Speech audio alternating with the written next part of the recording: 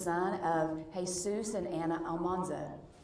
He has attended Spearman schools for 14 years. He's active in Spearman Lynx football, basketball, and tennis, as well as Spanish club. While in high school, he has been named second team All-District Offensive Lineman, academic All-District in football, basketball, and tennis, and he was a member of the 2022 football team that was named the National Football Foundation National High School Academic 3A State Champions. Jesus' plans after graduation include attending college to pursue a degree in petroleum engineering. Kervin Quezada is the son of Abraham and Belinda Quezada. He's attended Spearman schools for 14 years. Kervin is active in Spearman Lynx football, basketball, and tennis, as well as Spanish club. Kervin has been named Academic All-District in football, basketball, and tennis, was named All-District Honorable Mention Safety, and received Honorable Mention All-District Basketball Team honors. Kervin was also a member of the 2022 football team named the National Football Foundation National High School Academic 3A State Champions. Kervin's future plans include attending Frank Phillips College to enter into the CDL program. The 2023 Homecoming King was Ethan Caro. Ethan is the son of Eddie Edgar Caro. He's attended Spearman schools for 14 years. Ethan has been active in Spearman Lynx football, student council, Spanish club, and FFA, which he participated in stock shows, CDEs, and LDEs. While in high school, he's been named the top student of the year in Spanish 1, biology, and college chemistry. He was also named All-District Honorable Mention Offensive Lineman, and he too was a member of the 2022 football team that was named the National Football Foundation National High School Academic 3A State Champions. Ethan's future plans include attending Texas Tech University, where he will major in agribusiness. He also plans on earning his electrician's license. Congratulations to these King candidates and our Homecoming King. And now let's meet the rest of our Homecoming court. The freshman homecoming attendant is Jimena Burseño. Jimena is the daughter of Miguel and Margarita Burseño. She has attended Spearman schools for 9 years. Jimena's extracurricular activities include being a member of the Spearman High School Student Athletic Training Team. Jimena's future plans include studying cosmetology or possibly becoming a travel nurse once she graduates. Jimena is being escorted by her father, Miguel Burseño.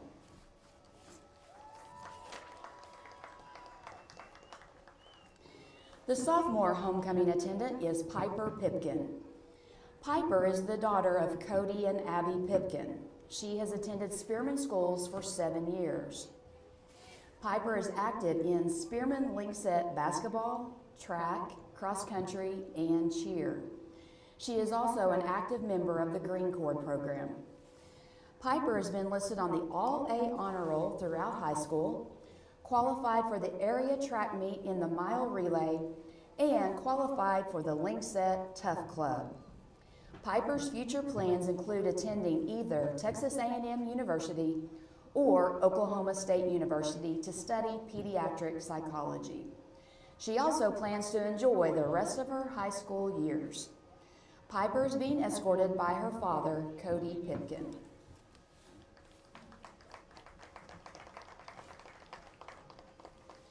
The junior homecoming attendant is Ella Wilkerson.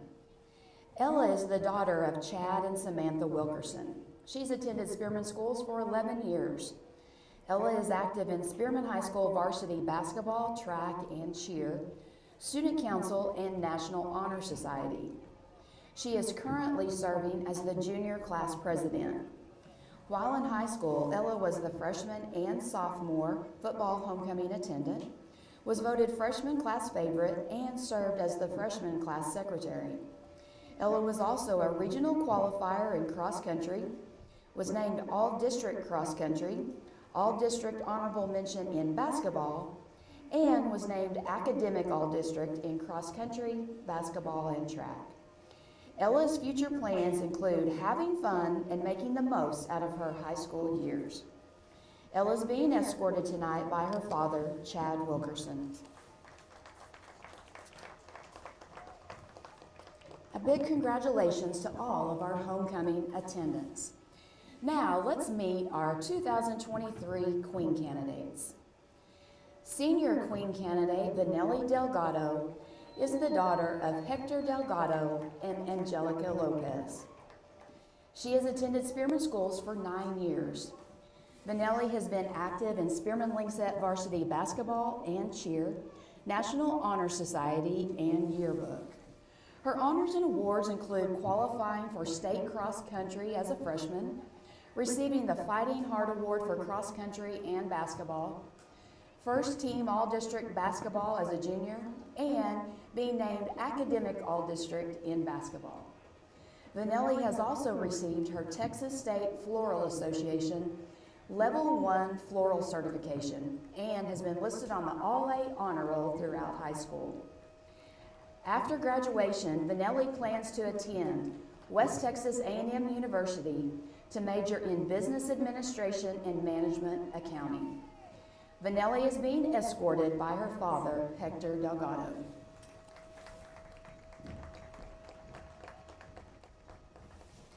Queen candidate Lexi Klafka is the daughter of Dustin and Missy Klafka. She has attended Spearman schools for 4 years.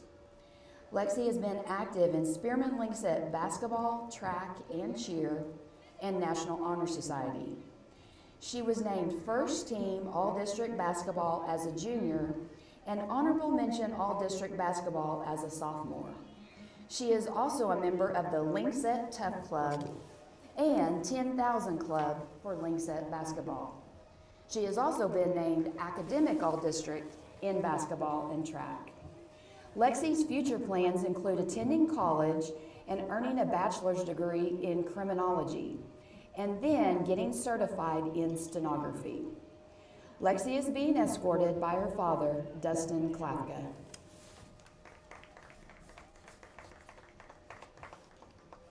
The 2023 Homecoming Queen is Braylon Lesby. She is the daughter of Michael and Jess Ann Lesby. Braylon has attended Spearman schools for 14 years. She is active in Spearman High School varsity basketball, track, and cheer. She is a member of Student Council, Spanish Club, Green Cord Program, National Honor Society, FFA, and 4-H. Braylon is currently serving as the Senior Class Vice President, National Honor Society Secretary, Student Council Secretary, FFA Treasurer, and 4-H Second Vice President. While in high school, she has received the Iron Woman Triathlete for 3 years, received the Cross Country Fighting Heart Award as a sophomore, and was named the Outstanding Lynxes in both cross country and track for 3 years. In basketball, Braylon was named the All-District Newcomer of the Year as a freshman, Lynxes MVP as a junior, and District 1 3A Offensive MVP and All-Region Team. In track, during her freshman year, Braylon was a bronze medalist at the state cross-country meet, a silver medalist at the state track meet in the mile relay, and a state qualifier in the 300 hurdles. As a sophomore, she was a silver medalist at the state track meet in the 800-meter run and state qualifier in the 300 hurdles. As a junior, she was a state qualifier in the 800-meter run. Braylon has also been named the class favorite for 3 years. Her future plans included attending a university where she plans on playing basketball. She has become interested in the nursing field and plans on exploring the options of becoming an aesthetic nurse. Braylon is being escorted tonight by her father, Michael Lesby.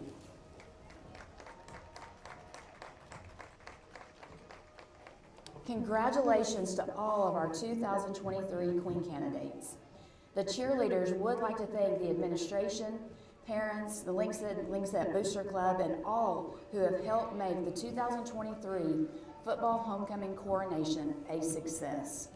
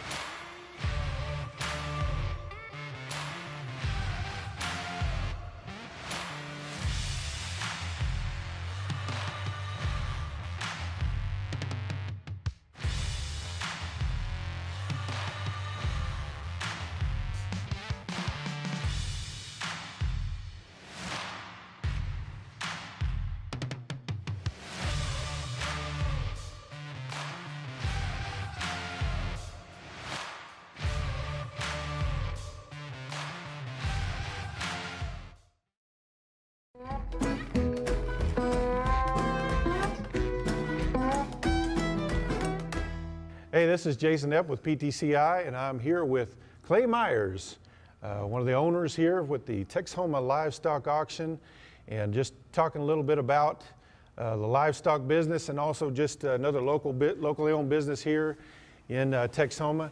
Clay, we appreciate you taking some time out with us today. Well, thank you guys. You bet. We're glad to be here.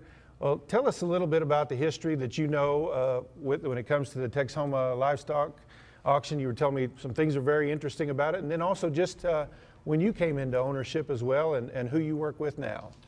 Texhoma Livestock has been around since the 40s, the way I understand, and I may not be the best guy to ask those questions to, but been around in the 40s. It was an old wooden structure. I've been told stories by some of the old timers about it being here, and it burned to the ground one January, I believe, and they had a auction in a tent the next week and continued to have auctions in that tent until they built this facility, and it was built sometime in the early 60s. It's been here that long. Texhoma's got a rich history with livestock auctions. In the 70s and 80s, there was one time that Texhoma Livestock Auction was the largest livestock auction in the state of Oklahoma. Wow. Sold the most cattle in the state of Oklahoma. And it kind of fell on hard times there for a while, and a few years there, and myself and some local guys from Texhoma had the opportunity to purchase it, and so we bought the auction in 2001. I think our first auction was August 17th or something of 2001. Had about 4 partners in it now. It's down to myself and a gentleman named Dean Thrasher, local guy here in Texhoma that's worked around here and knows the area well. And Dean and I are now partners on it, and I manage the day-to-day activities. And you said even in his 80s, he's out there helping to 80 unload years old. cattle every Wednesday. 80 years old. He's unloading cattle every Wednesday. Yes, sir. That's going to keep him young and healthy, right? Yes, sir. Yes, sir. Yeah. Well, and you said, so you're coming up on 20 years. Tell us a little bit about, we were here, we saw one of your auctions. This is not your heaviest time of year, but, what does a busy day look like here at the Texhoma Livestock Auction? A busy day here at the livestock auction in October can get kind of busy, but our busy time is in the spring with feeder cattle coming off wheat. But we generally average throughout the year. We'll average about 1,000 cattle a week. Today was a little bit less than that, but we will get up in the 3,000 head range during the spring, and have had as many as 9,000 before here. But it starts long before daylight here with our feeding crew, with the cattle. We have to take care of all the cattle that are in the yards, and we take care of that, and then we unload cattle during the auction and before the auction, and we sort them up, shape them up, and load lots or light cattle, and sell them through here. This is actually the scales. This ring is the scales, and they're weighed and sold, and then we pin them back and load them out at the end. And sometimes it's 24 hours straight. So. Right. Yeah. It's a long day on those days. It can be a long day. Yeah, it is. Well, and you mentioned, I think you said you have about 4 full-time employees, but on a day like today, you might have as many as 30 people working. Yes, and sir. so, Talked about you're able to hire a lot of local people, especially OPSU students. You bet. Hey, they're here for ag, so why not? Ag and rodeos. They're rodeo guys. A lot of ranch kids.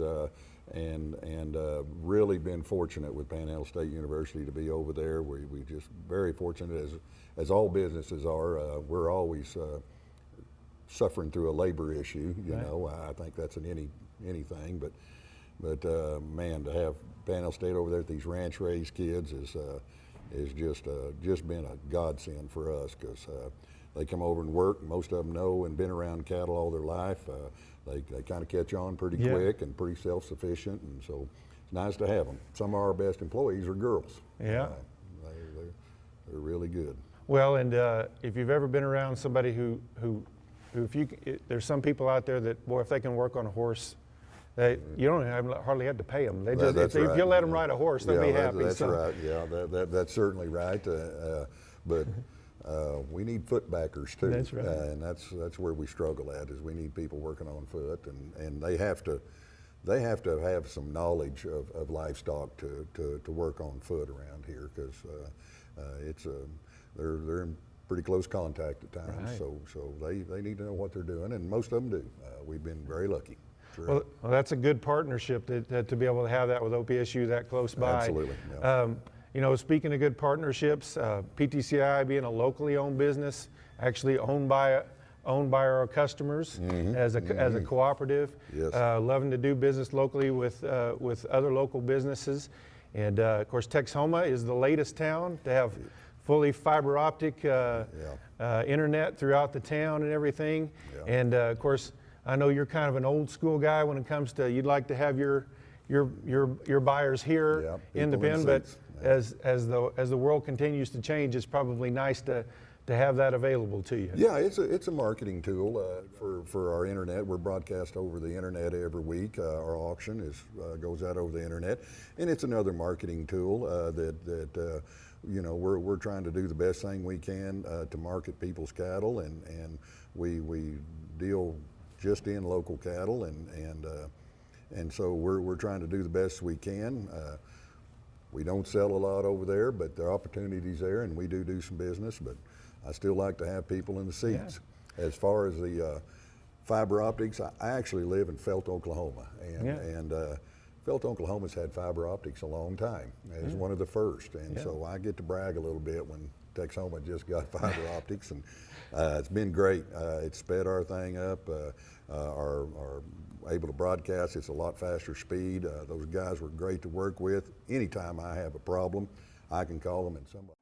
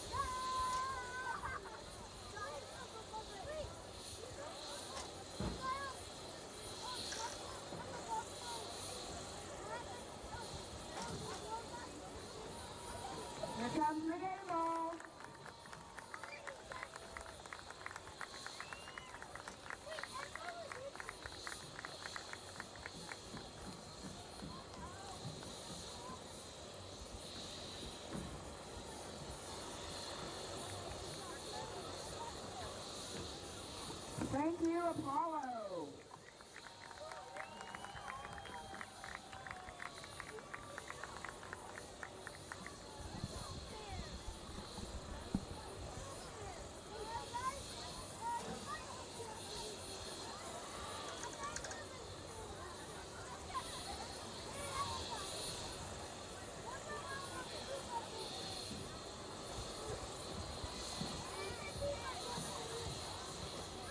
Everybody, pass the ball off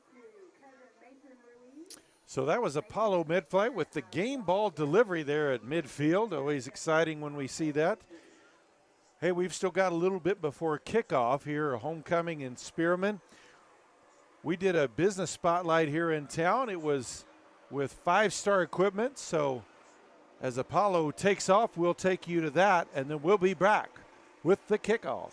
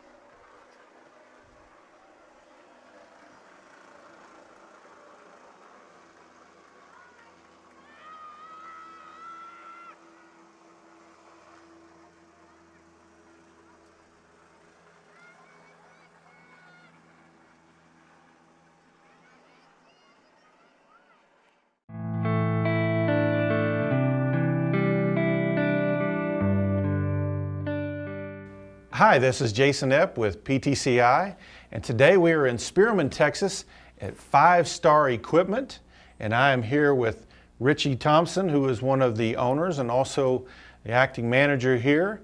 Richie, we appreciate you taking time to talk with us today, and we were talking a little bit before this just about some of the history of this place when you guys became owners. You're a local ownership, and it doesn't just include you but several other people. And tell us a little bit about that, and also how you guys came into ownership of it. Well, when there was the previous owner was getting out, and we knew that we knew how to run the dealership.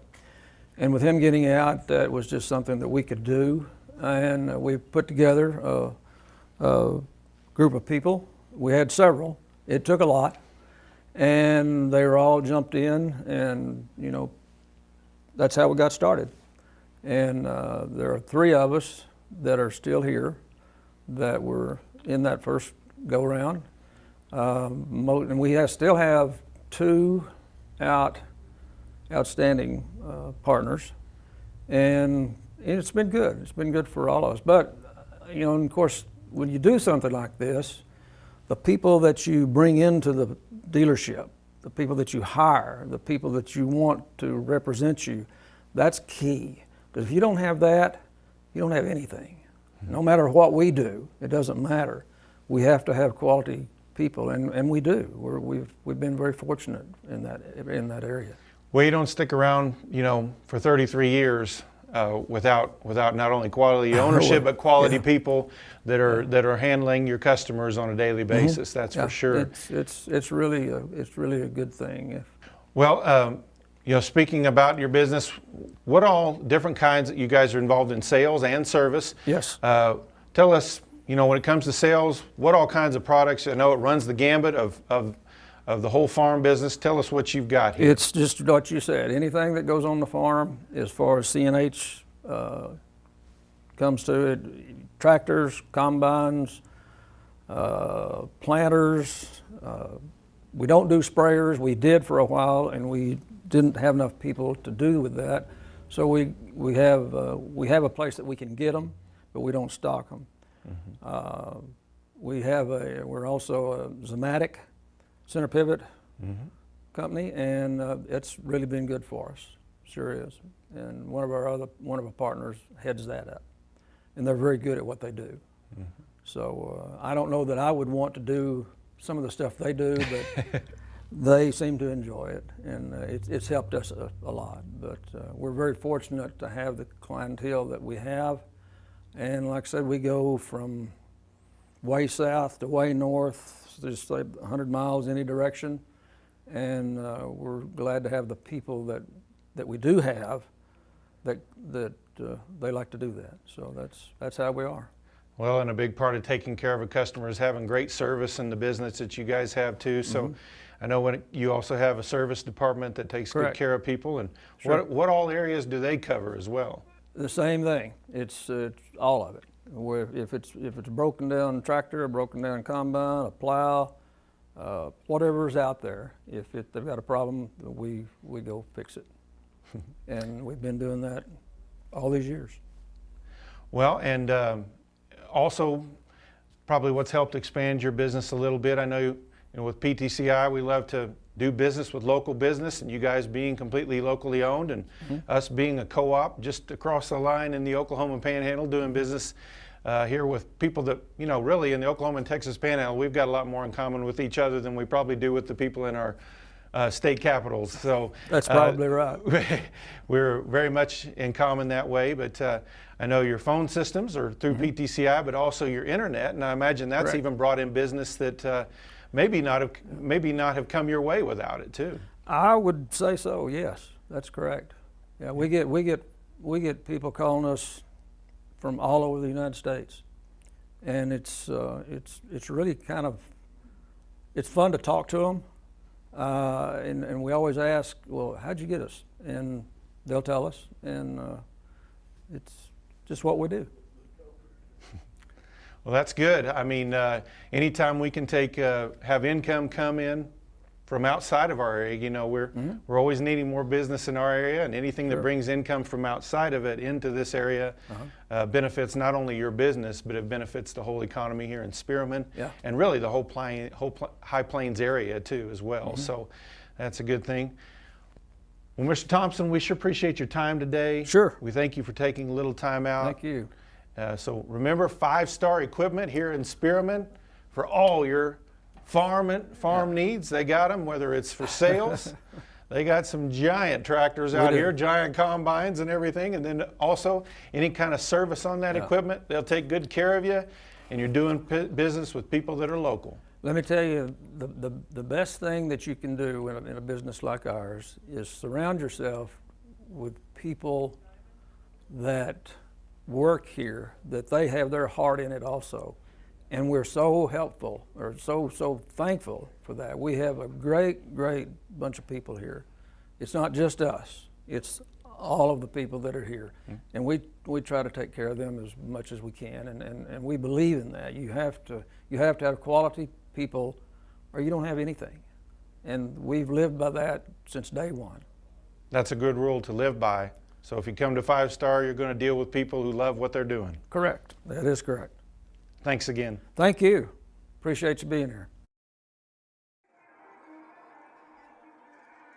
Thundors. Yep.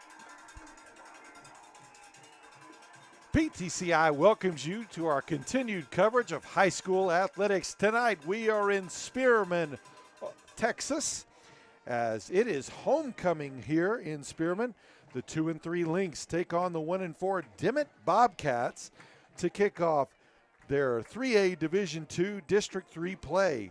The Lynx look to even out their overall record and start district play 1-0 tonight. They have already announced the homecoming queen, and we are ready for some action. Dimmitt Bobcats making their way out of the tunnel and onto the field. Beautiful fall night. Probably our first game this year where we've had nice fall football weather. Little cool, crisp wind in the air. Both teams will line up, and we will have the national anthem here before we kick off.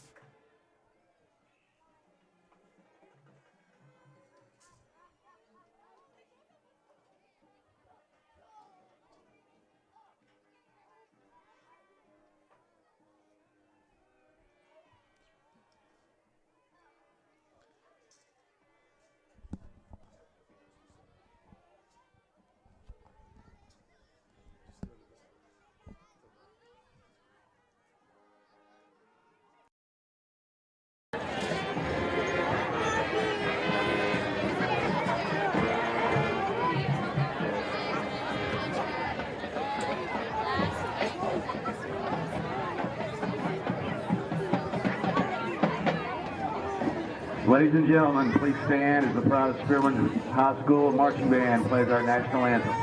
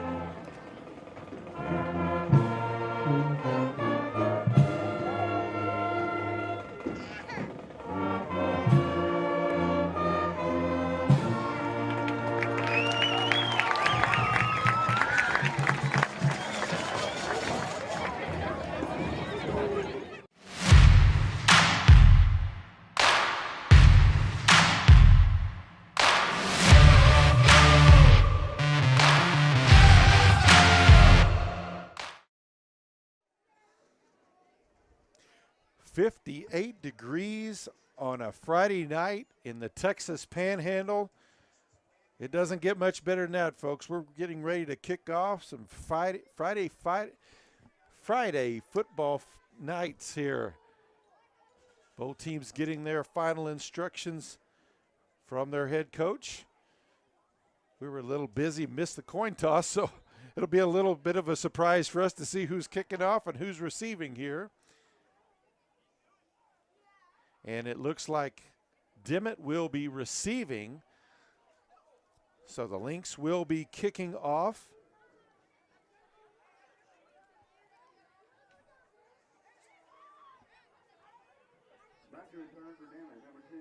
Their kicker is a 5'9", 150-pound senior, number 10, Brian Lopez.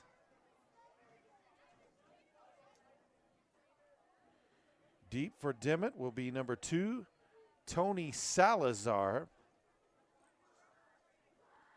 Also, number 3, Isaiah Cifuentes. And number 12, Zayden Vargas.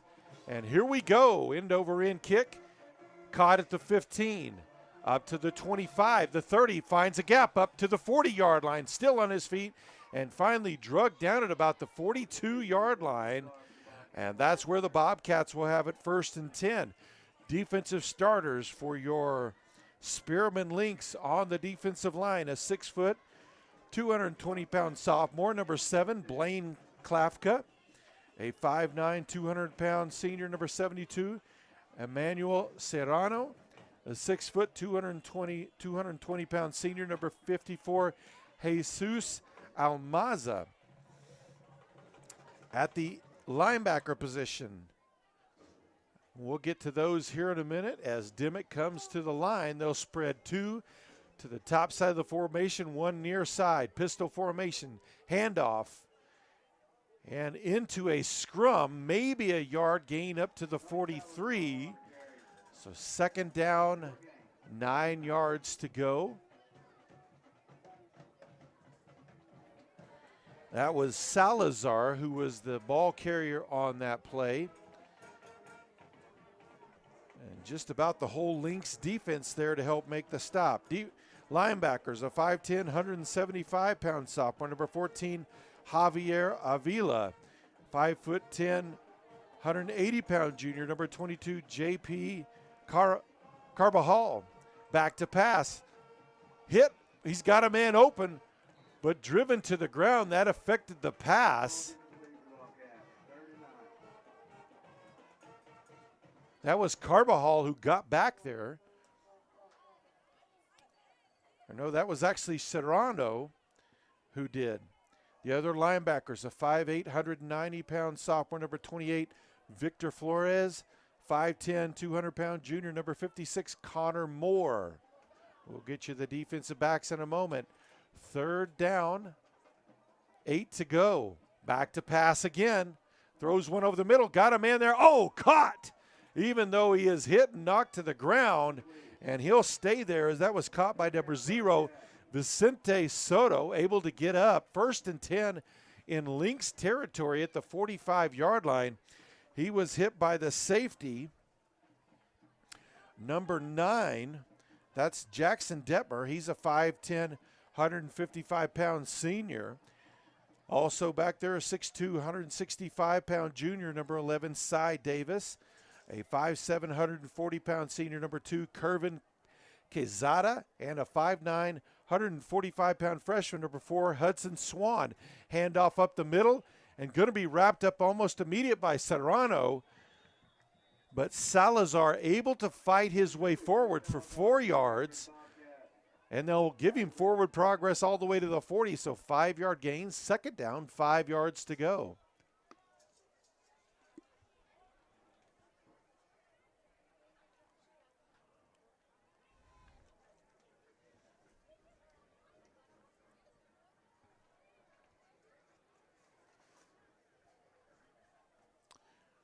So pistol formation.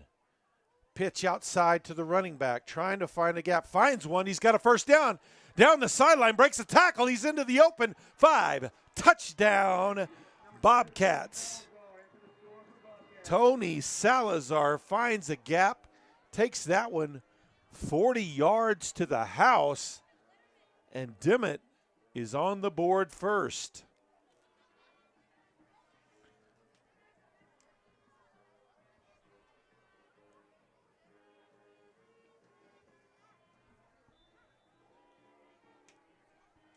So they'll line up for the extra point.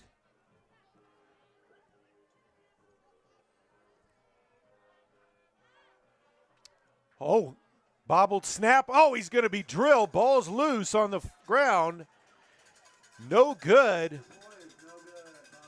Little over 9 minutes still to play here in this first quarter. Dimmitt strikes first. They lead Spearman 6-0. Life is about choices and embracing the freedom to live it your way. Whether you're exploring nature's beauty or racing through town, PTCI brings you the power to connect, share, and experience it all. With PTCI's lightning-fast network, you can seamlessly connect no matter where life takes you. Choose the cellular company that keeps you connected to the experiences that matter most to you. Choose PTCI today. Call 1-800-562-2556 or click ptci.net for details today. So both teams still getting instruction from their coaches, getting ready for the kickoff. We'll go ahead and give you the starters for the Lynx offense, as they'll be coming out there for the first time tonight. At quarterback, a 6'2", 165-pound junior, number 11, Cy Davis. At running back, number 4, Hudson Swan. Also at running back, number 22, J.P. Carbajal. At receiver, number 2, Kervin Quezada. Number 9, Jackson Detber. And number 7, Blaine Klafka. We'll give you the offensive line here in just a moment.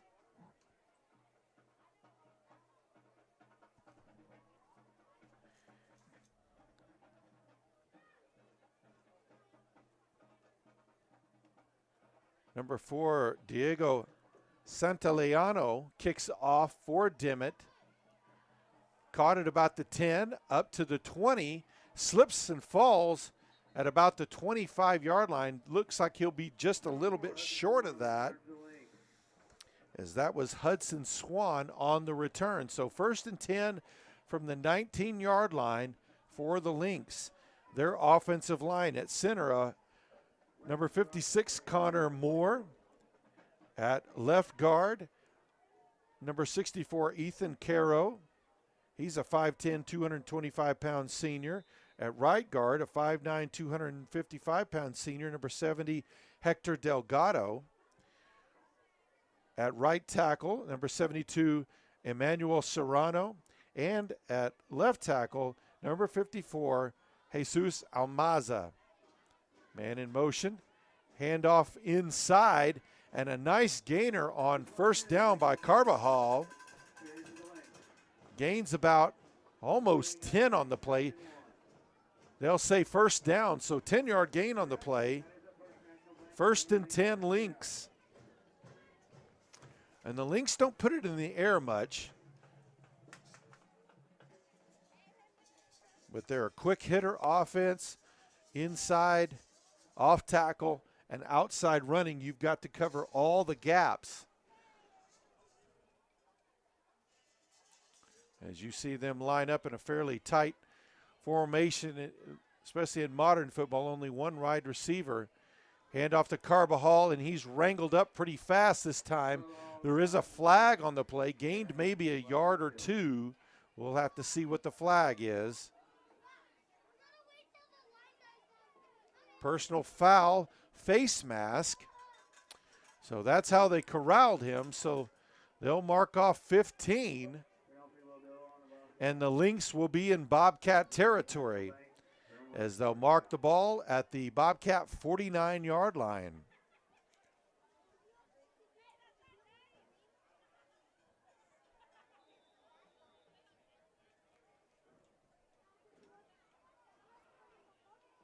So Lynx at the line, flex bone formation. Turn, handoff to Carball, finds a gap. He's up to the 40. Oh, tripped up, or he might have been gone. Brought down at the 36-yard line. That was a shoestring tackle by Soto, and probably a touchdown saver as well. We'll mention the coaching staff for the Lynx now. Head coach Aaron Witten. He's assisted by Brandon Reagan, Kyler Musgrave, Chad Wilkerson, Antonio Vaughn, Reese Shields, and Jack Wilkerson. Back at the line, 1st and 10. Turn, handoff, Carbajal finds a gap again, 30, 25, 20, still on his feet, cuts back to the left, 10-5, touchdown, Spearman. So the Lynx answer with a touchdown drive of their own. They'll line up for the extra point and try to take the lead.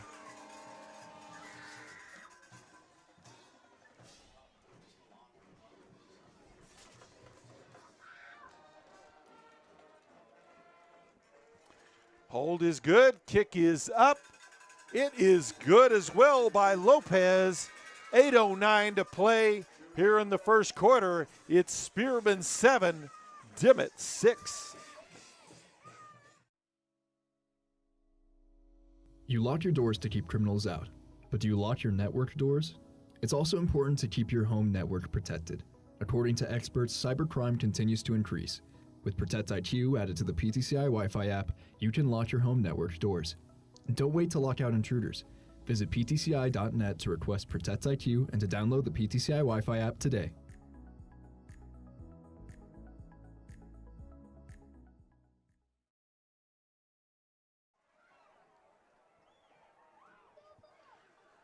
So Lynx will get ready to kick off again to the Bobcats.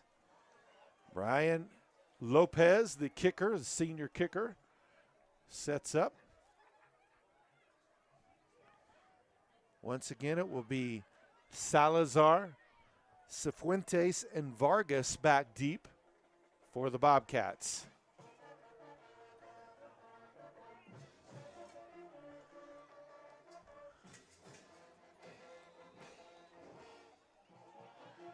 And here we go, high end over and kick. They'll kick it short. Going to be caught at the 25 by one of the up men. Bobbles it up to the 30-yard line and fighting his way forward, still on his feet. Past the 35, kind of a rugby scream, and forward progress finally stopped. Looks like they'll mark him back at the 35-yard line. We'll see where they set up. Now they're going to mark all the way up to the 39. That looked a little more where that scrum stopped. But 1st and 10 for Dimmitt there, as they were able to get good field position after that short kick.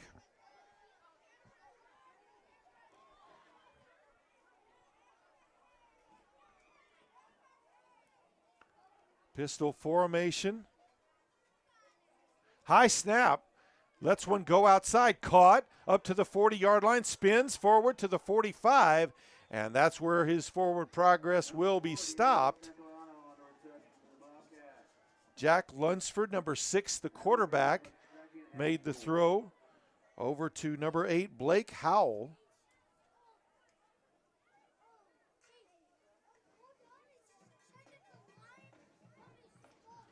So 2nd down. 4 yards to go.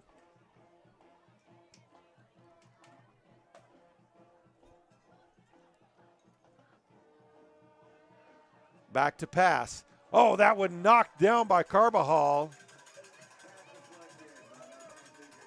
Tried to throw a quick one out in the flats. Carbajal reacted well, jumped up, knocked that one down.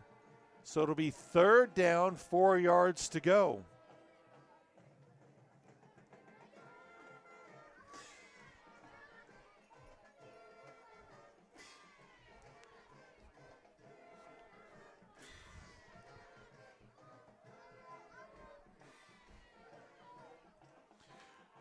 3rd and 4. 2 receivers to the top side, 1 on the near side. Turn, handoff. Oh, finds a gap. Past midfield to the 45. Still on his feet. All the way inside the 40-yard line to the 39. As it is Salazar with another nice carry.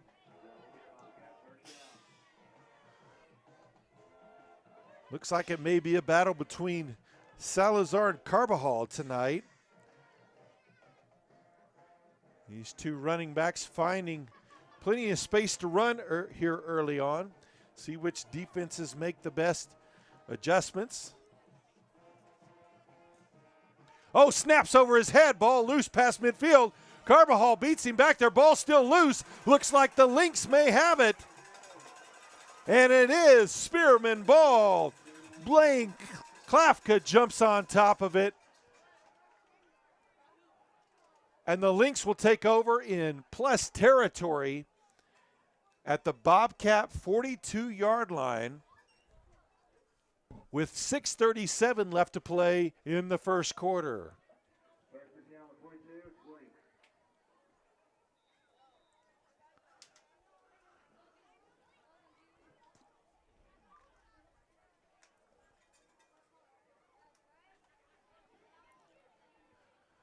So Lynx at the line, 1st and 10. Quarterback trips and falls, but got the handoff over to Carbajal, but he is drugged to the ground immediately for a loss. That was number 59, George Pena on the tackle. 2nd down, 12 yards to go.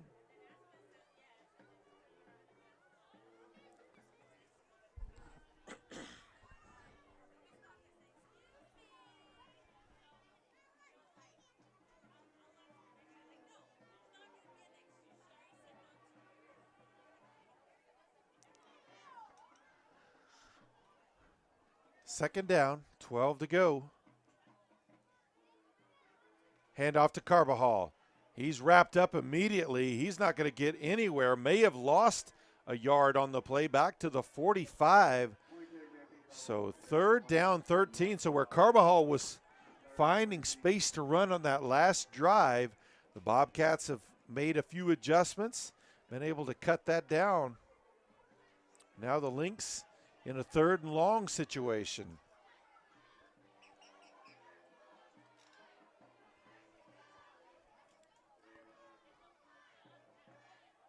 Looks like they'll bring another receiver into the game.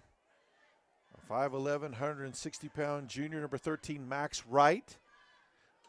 Quarterback rolls out to his right, just avoids trouble, lets one go deep. He's got a man out there, caught! Caught by Kervin Quezada inside the 30-yard line up to the 27-yard line. Nice pass thrown there by Davis. 1st and 10 for the Lynx.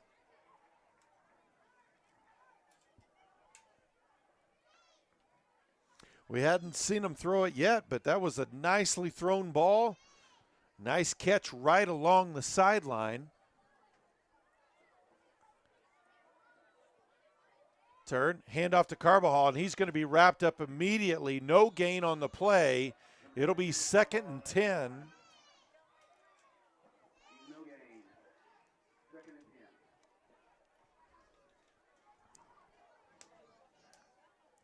Of course, in the flex bone offense, that back right there in that tight fullback spot is called the A-back, and that's the key to making it all work, much like the triple option out of the wishbone. Same thing. If you can get that A-back to make yards, it opens up everything else. Davis back under center. Man in motion. They'll pitch it. Finds a little bit of running room. That was Jackson Detmer on the carry. He'll gain 4 on the play. Make it 3rd down and 6.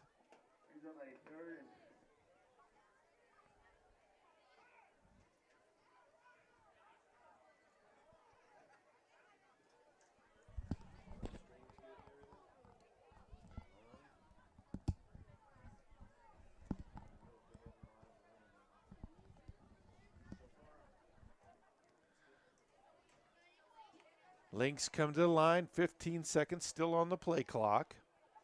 They'll spread one to each side as Wright comes back into the game. Pitch, cuts it back inside, fighting forward. He'll have the first down inside the 15-yard line, as that was Hudson Swan, one of the wingbacks on the carry, came in motion, gave it to him on the toss.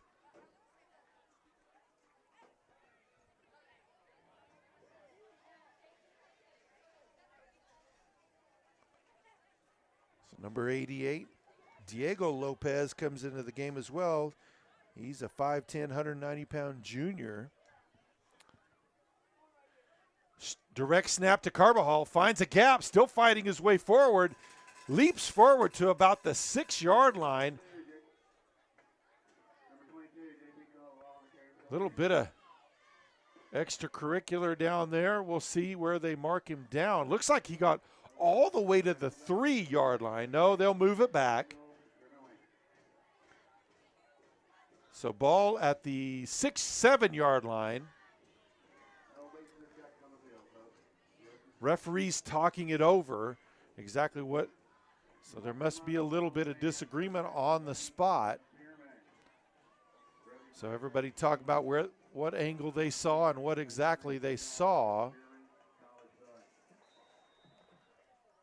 So they'll say at the 7, so it's still second down and about 3 yards to go.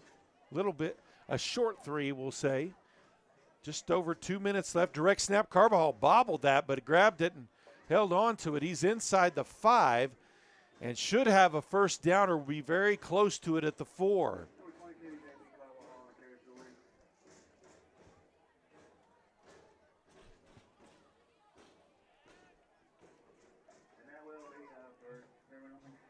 And it is first and goal for the Lynx.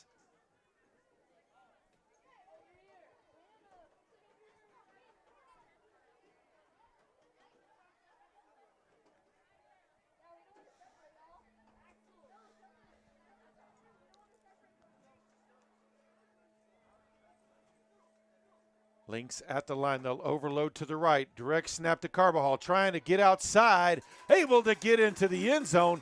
His quarterback, Davis, made a key block there, able to get just enough of one of the linebackers who blitzed through there. And Carbajal is into the end zone for the second time tonight. Lopez will line up for the extra point. Holt is good. Snap is good. 1:27 left to play here in the first quarter. It's Spearman 14, Dimmitt 6.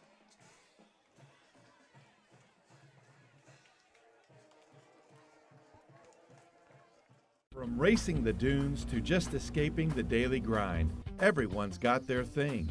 So whether you're all about the thrill or the chill, PTCI Cellular allows you the freedom to explore however you like. Connect, share, and discover every adventure, even in the most remote places. Choose the cellular company that keeps you connected to the experiences that matter most to you. Choose PTCI today. Well, checking some of the PTCI coverage area scores. Laverne leads Hollis 16-0 in the second quarter. Moreland and Hooker are tied at 8 with a minute left in the first quarter. Texhoma Goodwell trails Thomas 7-0 in the second quarter. Shattuck leads Balco Forgan 22-0 in the first quarter. No score from Tyrone Sharon Mutual yet. On the Texas side, Canadian leads Childress in the first quarter, 21-0. No score from Perryton Leveland. And Groover defeated Guyman 51-31 last night. There's the end-over-end kick. Caught inside the 20, up near the 30, and brought down there at about the 33-yard line. Looked like number 8, Daniel Davila, Jr., in on the tackle on that one.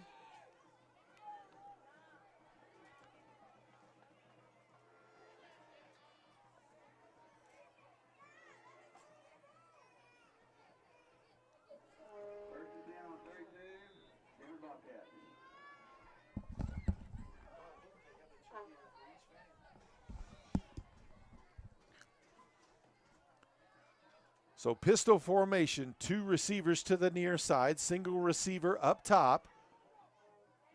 Snap, handoff. Oh, breaks the tackle in the backfield, but he's going to be wrangled down for a big loss. Number 56, Connor Moore, brings him down.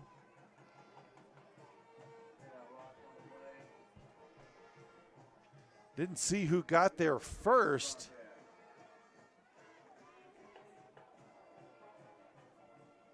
But it's going to be 2nd down and 14 yards to go.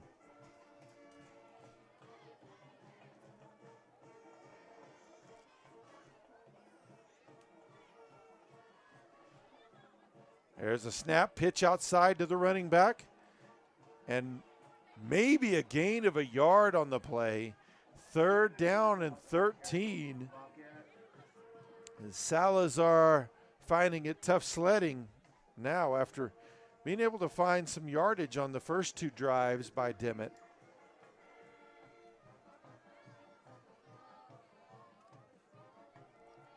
Final seconds running off in this first quarter. They may not run another play as we're under 10 seconds.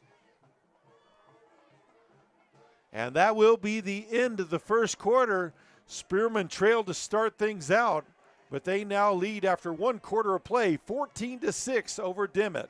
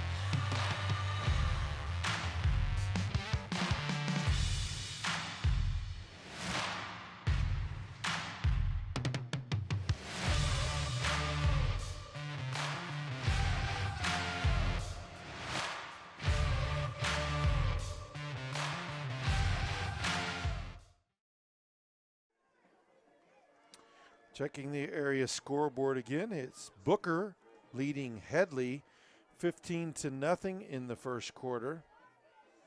No other Texas scores have changed. And check on the Oklahoma side.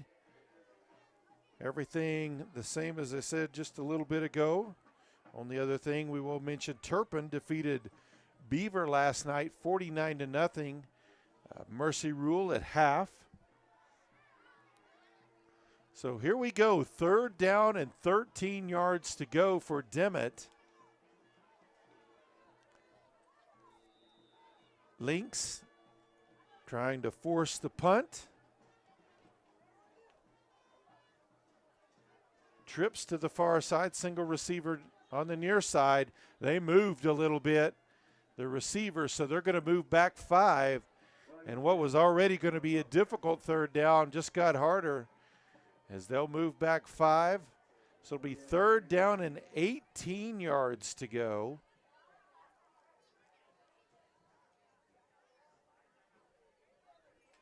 From the 24, they've got to make their way all the way out to the 42-yard line.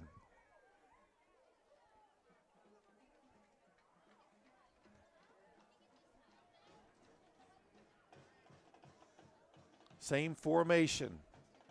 They'll option or rolls out to his right, looking to throw. Oh, and he's going to be brought down by several Lynx there. Did gain some yardage, but didn't even get up to the original line of scrimmage. Got up to the 29, so it's going to be 4th and about 13 to go.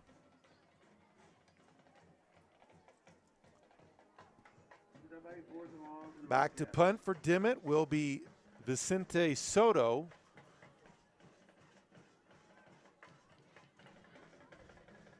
And Kervin Quezada will set up to return the kick at about the Lynx 30-yard line. Gets the kick off. It's short. Hits it about the 45, and it'll die near the 40-yard line at the 39. That's where the Lynx will have it, 1st and 10 with 10:59 to play here in the second quarter.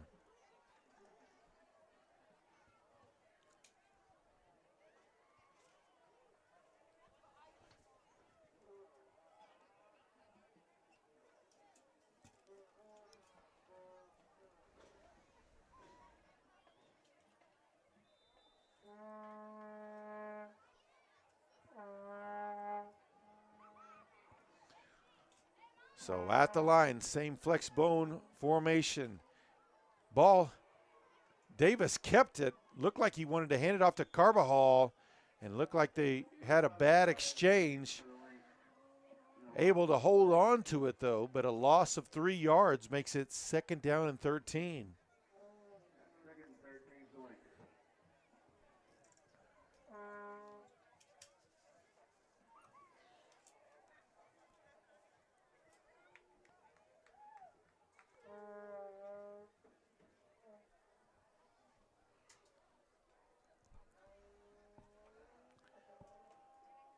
Davis gets the play from head coach Aaron Witten. Now at the line, they'll split 2 receivers on the top side of the formation, overload their backs to the same side.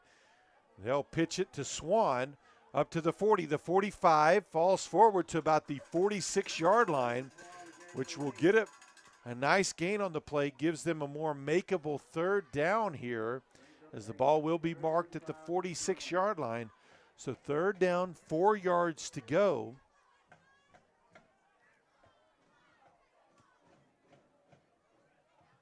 So nice 9-yard gain on the play.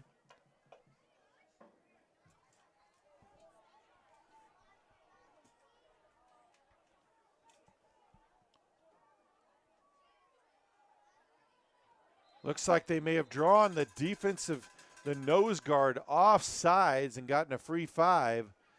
Referees will discuss to make sure what the call is. Looks like he came across and made contact.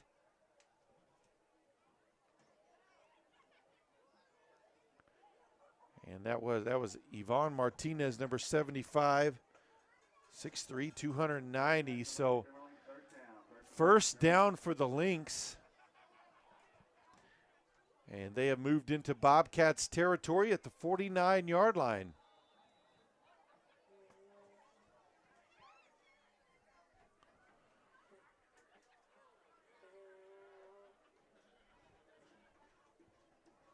Lynx at the line. Man in motion. Hand off to Carball. He finds room and busts through there for a nice 1st down gain of about 7 yards. To the 42-yard line.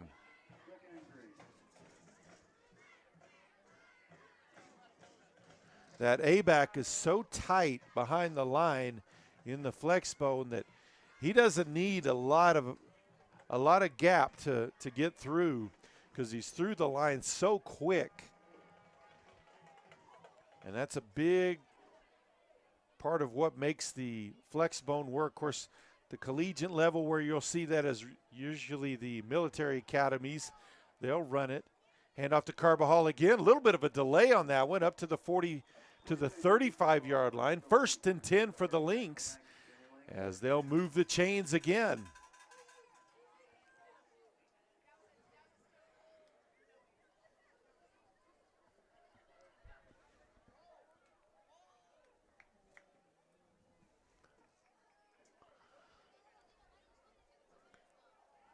Of course, you'll keep feeding that A-back, and if defenses start concentrating their front 7 too far inside, it'll leave the edges vulnerable to the option play. Play clock's under 10, so timeout on the field. 7:48 left to play in the half. It's 14-6. Spearman leads Dimmitt. Life is about choices, and embracing the freedom to live it your way. Whether you're exploring nature's beauty or racing through town, PTCI brings you the power to connect, share, and experience it all. With PTCI's lightning-fast network, you can seamlessly connect no matter where life takes you. Choose the cellular company that keeps you connected to the experiences that matter most to you. Choose PTCI today. Call 1-800-562-2556 or click ptci.net for details today. And we are back looking at some of the area scores. Booker all over Headley now. Still in the first quarter, they lead 31-0. Canadians still leading Childress 21-0. No score on Perryton Levelland. As we look over on the Oklahoma side, Laverne up big on Hollis, 30-0 in the second quarter. Hooker now leads over Moreland, 16-8 in the second quarter. Shattuck now all over Balco Forgan, 30-0, still in the first quarter. And Texoma Goodwell still trails Thomas 7-0 in the first quarter. Pitch outside to Swan. Gets a block out down the sideline at the 20-yard line before he's finally brought down. Gain of about 15 on the play.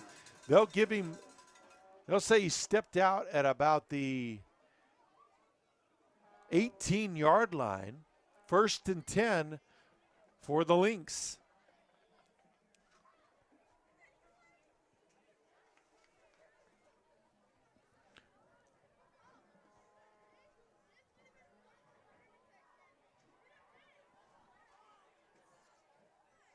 Back at the line, Swan in motion.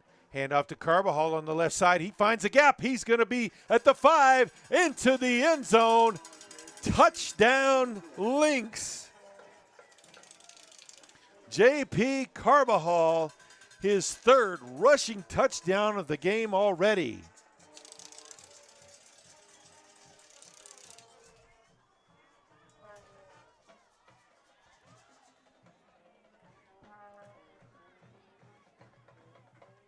Lopez lines up for the extra point. A wobbler, but it's good. 7:08 to play here in the first quarter. Spearman ups their lead. It's 21-6 over Dimmitt.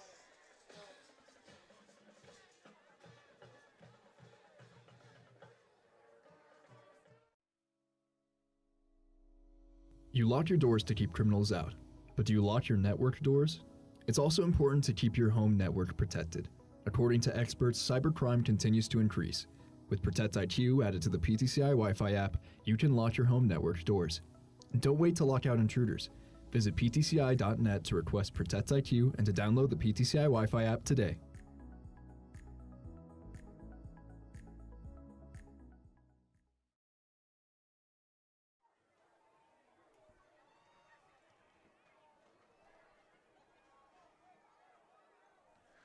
Going back over the scoreboard, as we mentioned, a couple games last night that involved PTCI coverage teams. Groover defeated Guyman 51-31. Turpin defeated Beaver 49-0. Games going on right now. Perryton leads Levelland in the first quarter 21-6. Canadians still leading Childress 21-0. Booker still leading Headley 31-0 now in the second quarter.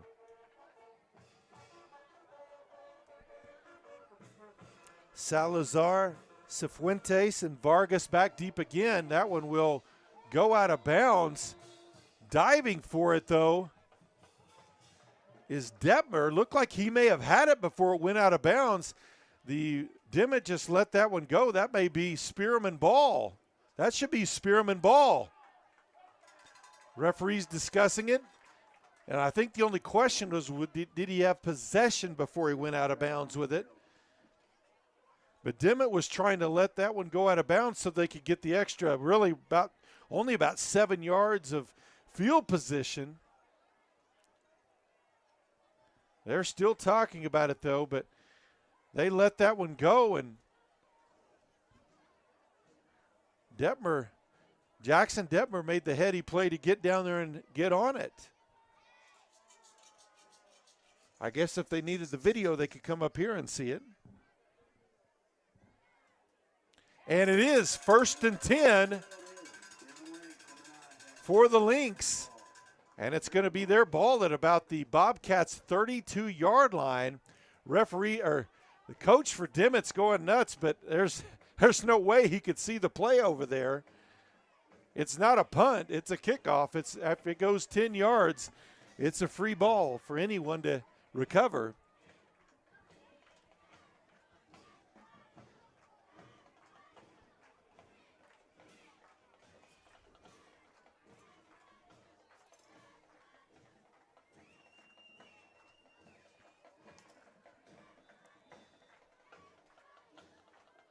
So Spearman offense quickly back out on the field.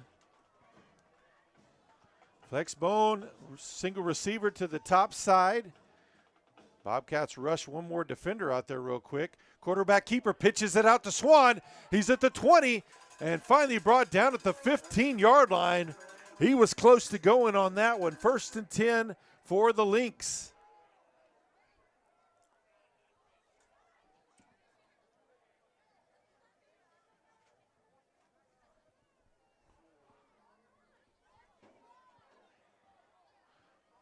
Little triple option play. Davis made the defensive end commit, but almost didn't get it out there as he waited as late as they could. A big gainer by Swan. Pitch outside. He's got room to run. 10, 5, and into the end zone. It's Jackson Detmer with the touchdown. Of course, Detmer was the one who recovered the kickoff. Almost called it an onside kick, but it really wasn't even that. So the Lynx quickly on the board again. And they'll line up for the extra point. Lopez kicking, Quezada holding. Cy Davis, the quarterback, snaps. It's all good. It's through for the extra point.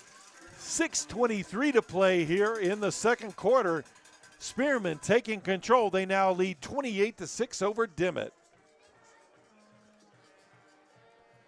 From racing the dunes to just escaping the daily grind, everyone's got their thing. So whether you're all about the thrill or the chill, PTCI Cellular allows you the freedom to explore however you like. Connect, share, and discover every adventure, even in the most remote places. Choose the cellular company that keeps you connected to the experiences that matter most to you. Choose PTCI today. And we are back going over the area scoreboard in PTCI's Oklahoma coverage area. Hooker now leads Moreland 22-8 in the second quarter. No score from Buffalo Boys City. 38-0 Shattuck leads Balco Forgan in the second quarter. Still 30-0 Laverne leads Hollis in the second quarter. Texhoma Goodwell still trailing 7-0, and no score from Tyrone Sharon Mutual. Another short kick. They'll catch that one at about the 27, up to the 35, and brought down at about the 38-yard line.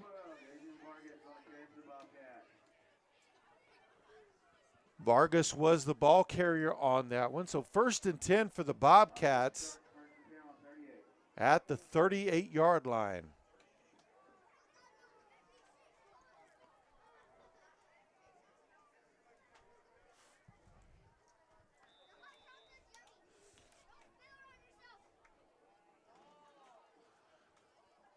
So pistol formation, overloaded to the right side, 2 receivers up there as well. Quarterback's going to keep it, runs into the back of one of his players, and is a yard shy of getting back to the line of scrimmage as he was hit pretty hard there. So Lungsford on the carry. Second down, actually a loss of, we'll say 1. So second down and 11.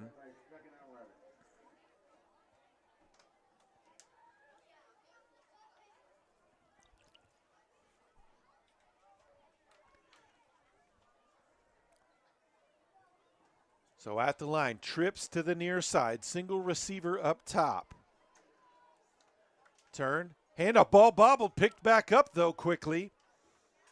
Salazar had trouble bringing that one in, but bounced right back up into his hands. A very fortuitous bobble there, or bounce, that kept possession. That could have been a disaster again.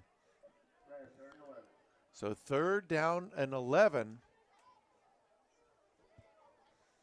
Bobcats scored on the first drive, but the Lynx defense has stiffened up since then and really haven't allowed much of anything the rest of the way. Trips to the top side, single receiver near. Lunsford back to pass, and he's under pressure, lets one go late. It's caught up to the 45 and brought down near the first down marker. There was a flag in the backfield. Looked like Lunsford was going to be sacked, but able to get rid of it. Over to Howell. We'll see what the call is, though. And it is a holding call. We'll bring that one back. So what was maybe a yard shy of a first down, it's going to be 3rd and very long. As they'll mark the ball all the way back at the 27-yard line, and they need to make it to the 48. If any of you mathematicians out there, that'll be 3rd and 21.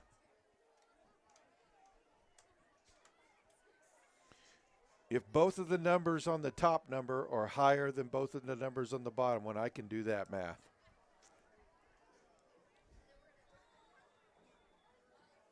And we've got a timeout on the field. 4:25 left to play here in the first half.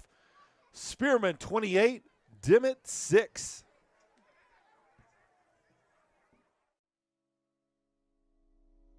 You lock your doors to keep criminals out, but do you lock your network doors? It's also important to keep your home network protected. According to experts, cybercrime continues to increase. With Protect IQ added to the PTCI Wi-Fi app, you can lock your home network doors. Don't wait to lock out intruders. Visit ptci.net to request Protect IQ and to download the PTCI Wi-Fi app today.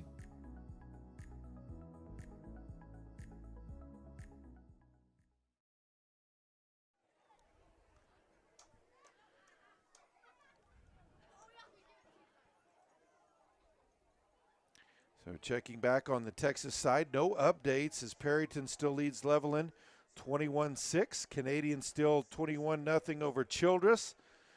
Booker 31-0 over Headley. As we mentioned earlier, Groover went over to Guyman, Oklahoma last night and defeated them 51-31.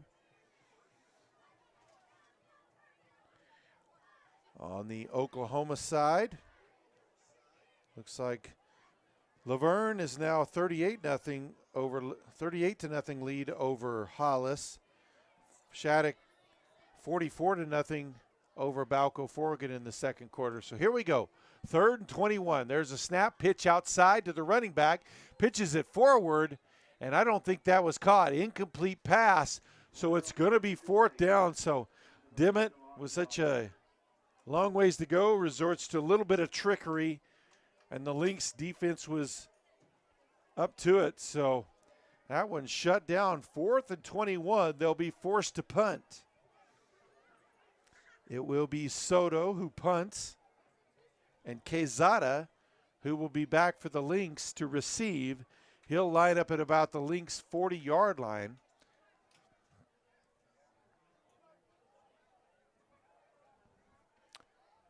Able to get the kick off. Not a very deep kick, but won't be returned, and it will take a Bobcat roll down to the 41-yard line. That's where the Lynx will have it 1st and 10 with 4:09 to play in the second quarter.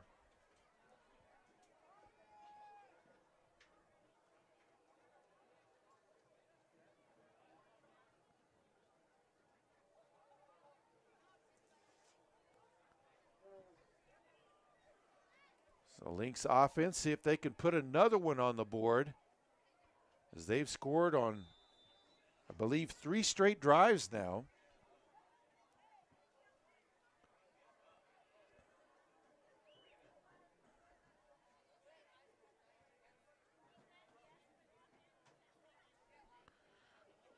Davis gets his instructions from Coach Witten. They break the huddle. Under 5 left on the play clock. Lets it go with 2. Davis rolls out to his right, wants to keep it. Flag on the play. Gains about 4 yards up to the 45, but I think this one may be coming back. And it was a holding call. So instead of 2nd and 6, looks like it's probably going to be 1st down and 20 to go, and they'll move the ball all the way back to the 31-yard line.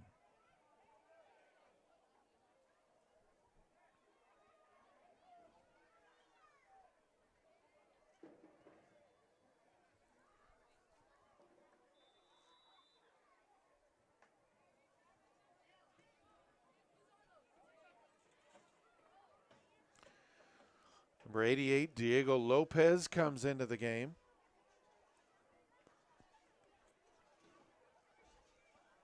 There's a snap, handoff inside to Swan, finds a gap up to the 40, up near midfield, still on his feet. He's got a 1st down, be pushed down in Bobcat territory at about the 46-yard line. I think on the stat sheet that'll probably go down as passing yards, as that was a little forward flip as Swan cut right inside. It works as a pass and looks almost like a draw play and gives the Lynx a 1st and 10 in Bobcat territory.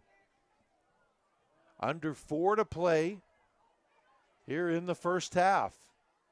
Bobcats scored first, but it's been all Lynx since then. Handoff to Carbajal, and he is just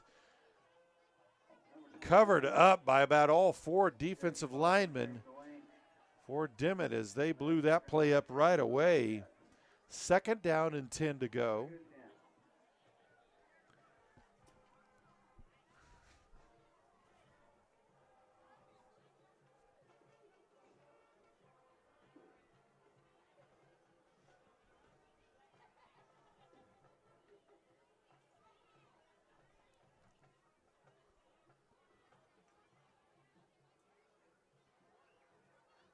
Lynx, a team that time of possession is important to them. They use a lot of clock as it rolls under 10 seconds on the play clock.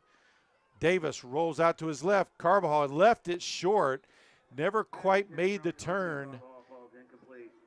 Sometimes the quarterbacks that roll out to their left that are right-handed, they got to make sure they get themselves squared up, and Davis left that a little short. So it's going to be 3rd down and 10 as they'll be right back in as Klafka goes out.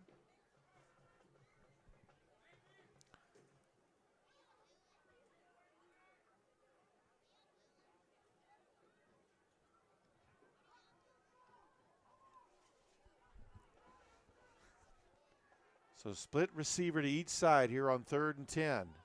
Swan in motion.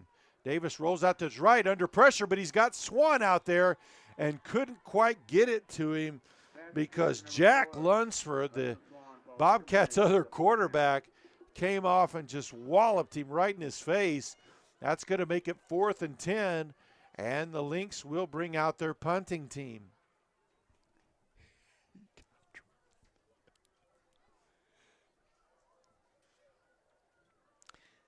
Jesus Almanza will punt for the Lynx.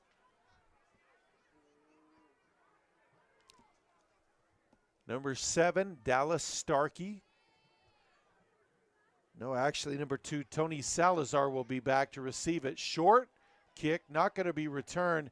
Bounds it. Nice Lynx bounce inside the 15, down to the 12-yard line. That's where Dimmitt will have it 1st and 10 with 1:51 left to play here in the first half. Bobcat first down, 13.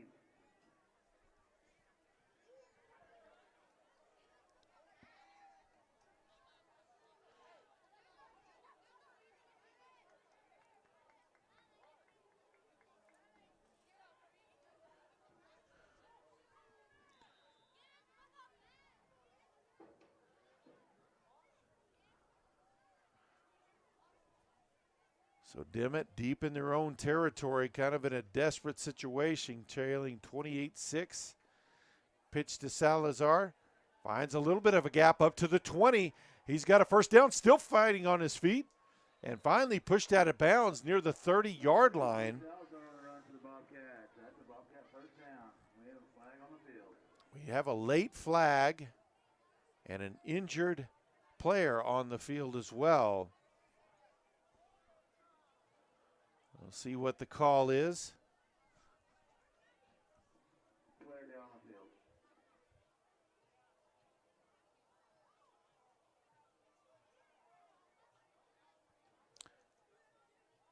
And a personal foul penalty on Spearman is going to move the ball 15 yards forward.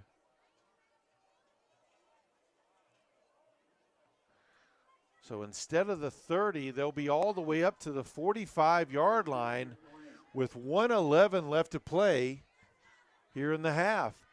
So that personal foul assists Dimmitt with an opportunity to try to get one on the board before the half.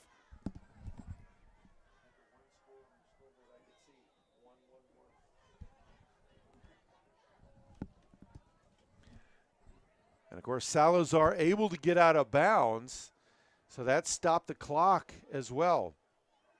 First and 10.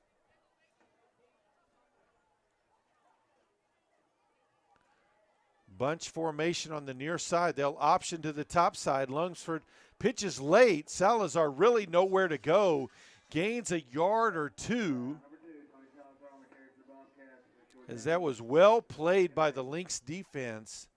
And their speed was able to shut that one down. Second down, 8 yards to go. Ball at the 47-yard line.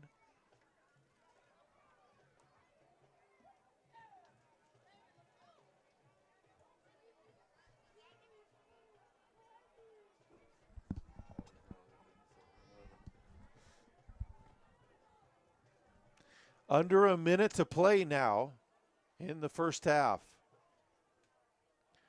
Lunsford back to pass. Lets one go deep over the middle and just too far out in front of his receivers.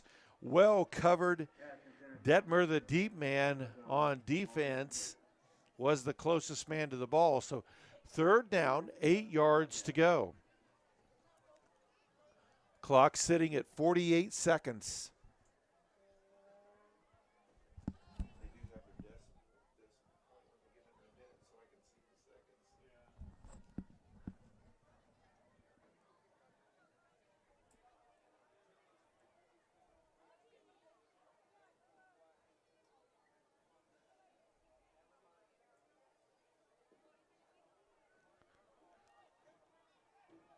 So pistol formation, trips to the top side, single receiver near side. Fakes the pitch, rolls out near side. He's going to take off and run to the 45. The 40 still on his feet, knocked out of bounds at about the Lynx 35-yard line. They'll stop the clock. They'll mark him out at the 36-yard line. First and 10 for the Bobcats. Clock stops with 38 seconds left.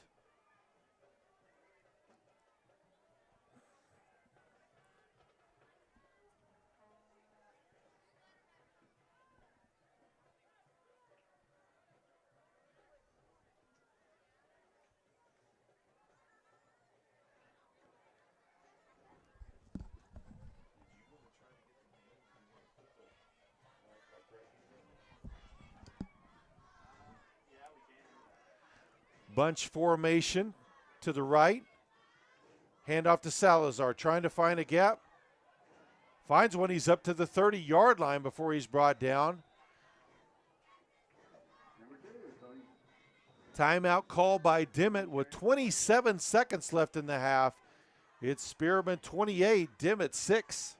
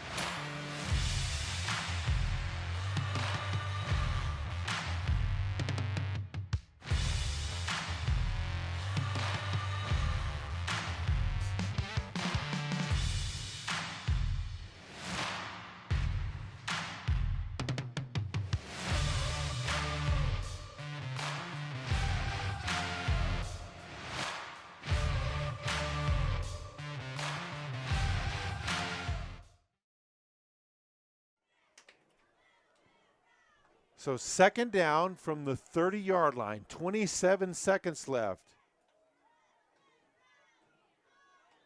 And they move. They're going to move it back 5 here. That's going to be on the offense.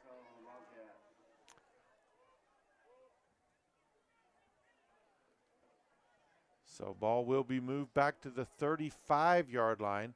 That'll make it second down and 9 yards to go for the Bobcats.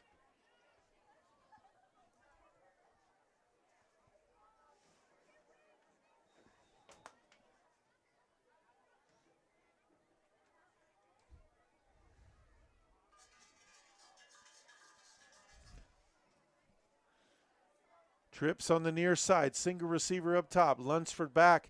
He'll dump it off on the screen to his running back. Salazar, breaks the tackle, still loose, up to the 30-yard line before they can bring him down. And it'll be timeout by Dimmitt. 13 seconds left on the clock. It'll be third down from the 30-yard line. Spearman leads 28-6. Is about choices and embracing the freedom to live it your way. Whether you're exploring nature's beauty or racing through town, PTCI brings you the power to connect, share, and experience it all. With PTCI's lightning-fast network, you can seamlessly connect no matter where life takes you. Choose the cellular company that keeps you connected to the experiences that matter most to you. Choose PTCI today. Call 1-800-562-2556 or click ptci.net for details today.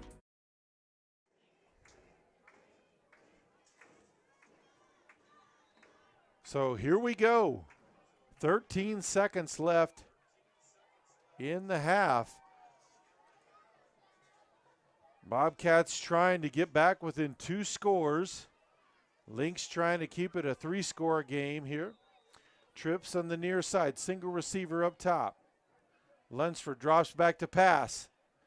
Now under pressure, lets one go, trying the wheel route to Salazar, but he was out of bounds and well covered there by number 14, Javier Avila. It's going to be fourth down. Ethan Caro, number 64, got up hobbling. He'll have to go off for a play. Number 54, Jesus Almanza, comes out in his spot.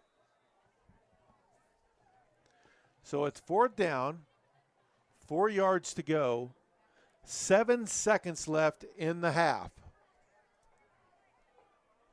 So the first down doesn't matter a whole lot. It's really, can we get down there and get in the end zone? Empty backfield for Lunsford. He'll draw back. Lets one go to the corner on the near side. Intercepted near the goal line. Breaking loose. He's up to the 20. He may have Quezada with it. Breaks another tackle and finally brought down at the 39-yard line. We'll head to the half here at homecoming in Spearman. Let's make sure that we're done for the half here.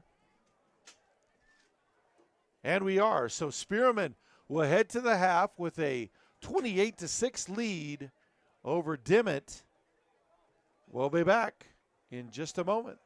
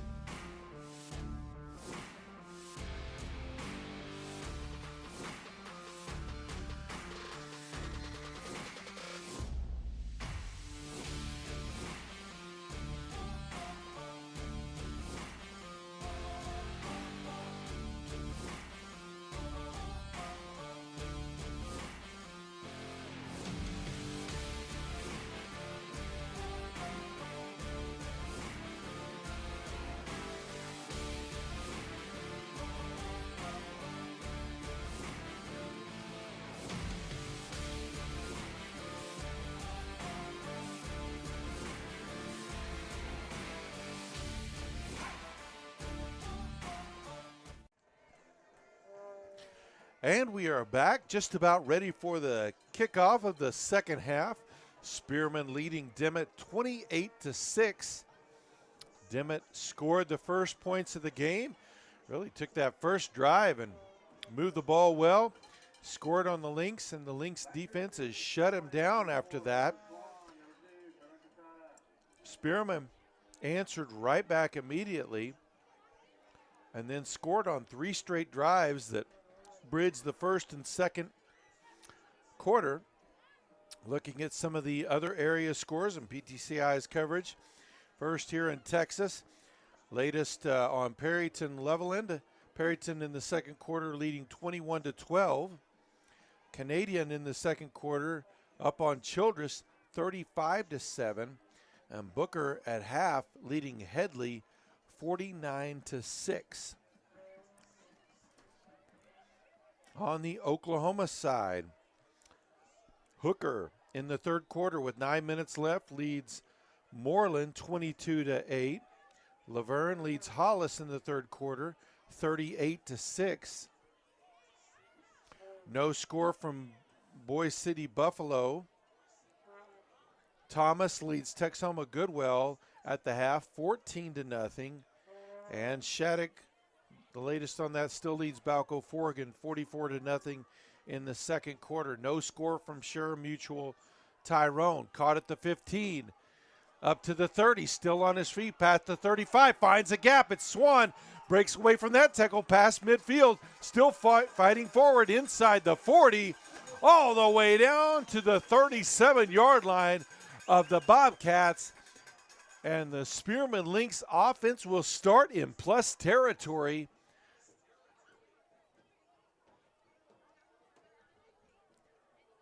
And don't see any laundry on. Yeah, we do see laundry on the field late in the play near the Dimmitt 40-yard line. They are talking to the Dimmitt coach, so I'm going to guess, well, they're facing as though it's on Dimmitt.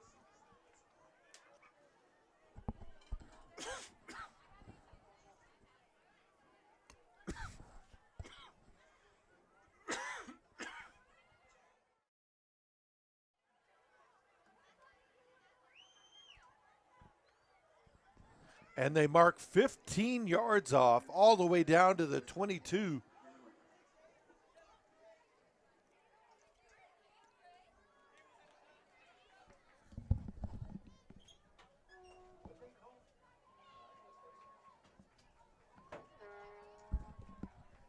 So a face mask penalty gives the Lynx a 1st and 10 to start this second half, all the way down at the Bobcat 22. Man in motion. Davis hands it off to Carbajal. He's inside the 20 for a 2-yard gain. Second down, 8 yards to go.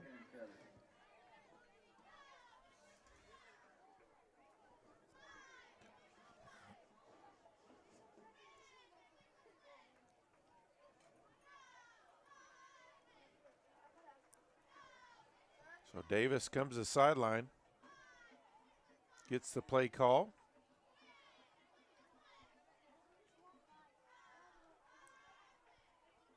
They'll come to the line, 12 seconds on the play clock still. 2 receivers near side. Hand off to Carbajal inside. Goes off tackle.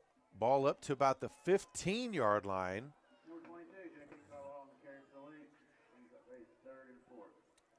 They'll mark him down at the 16. So third down, 4 yards to go.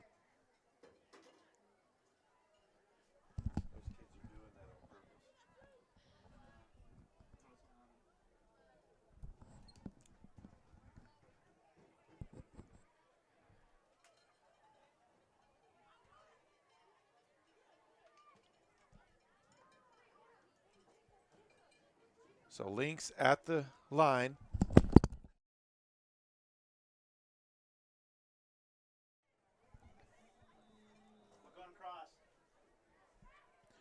So a short gain for the Lynx. That's going to bring up 4th down and about 2 yards to go.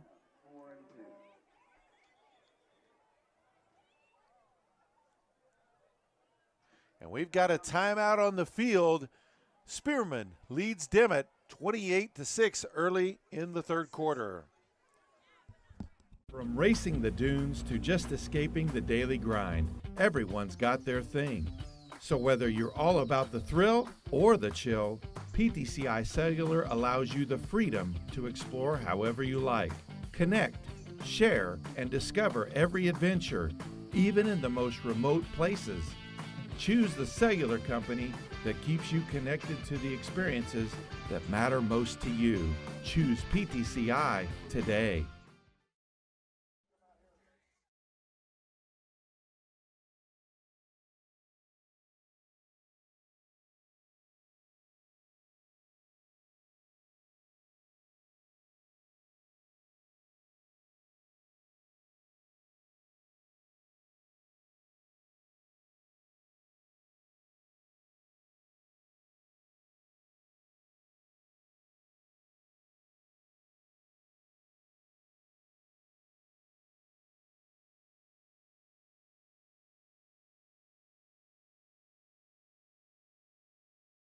Oh, yeah.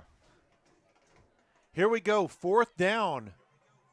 Davis under center with Carbajal behind him. He'll drop back to pass, slips but lets one go. Well covered out there, and it's going to be intercepted, and he'll come out of the end zone, tackled at the 3-yard line.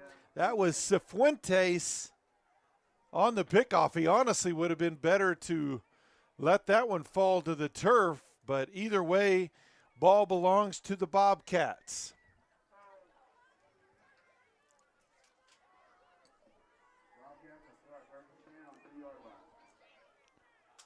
And they'll move the ball back to the 2-yard line. That's where Dimmitt will take back over with 9:46 left to play here in the third quarter.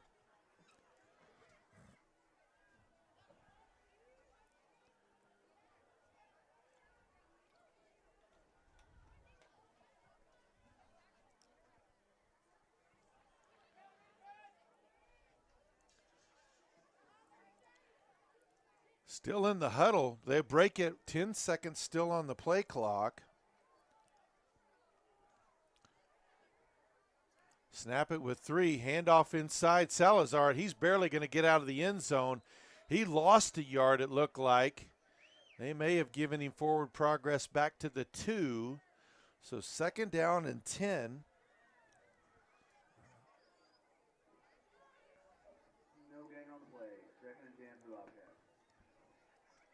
So Laverne has defeated Hollis 52-6 to improve to 4-1 on the season. Hooker still leading Moreland in the third quarter 22-8. Oh, back at the line, pistol formation. 2 receivers up top, 1 near side. Handoff. He barely got out of the end zone and pushed back in. As Salazar, I think his forward progress, they're marking his forward progress up near the 2, and there's absolutely no way that he made it all the way out to the 2. He was barely outside of the goal line when he was knocked backwards. So a very generous spot there for Dimmitt. Makes it 3rd and 10.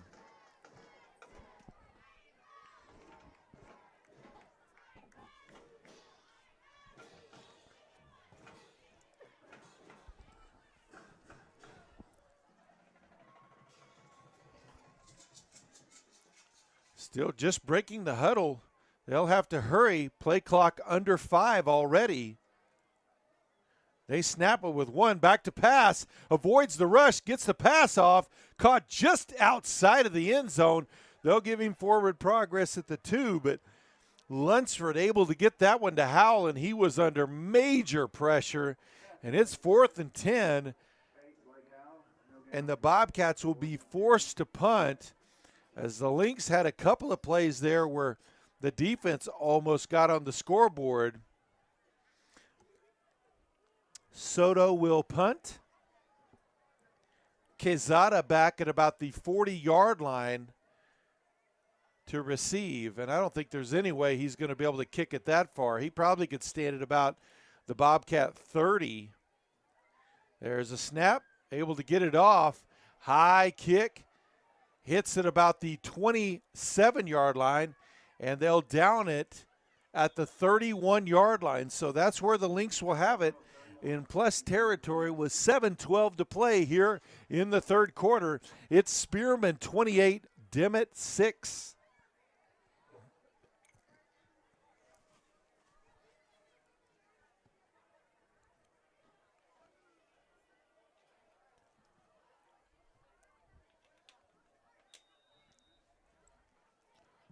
Spearman offense at the line. Single receiver on the top side of the formation. They'll pitch it to the flex back, the wing back, trying to get outside, and he'll be near the first down before he's brought down. That was Detmer on the carry.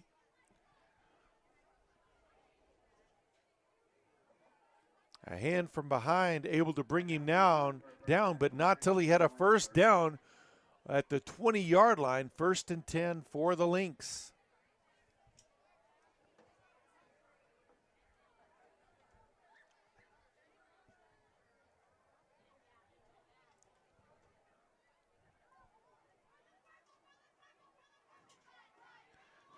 They'll pitch it to Detmer again. He's got room on the near side up to the 10-yard line. Finally brought down at about the 9-yard line. It's going to be 1st and goal for Spearman.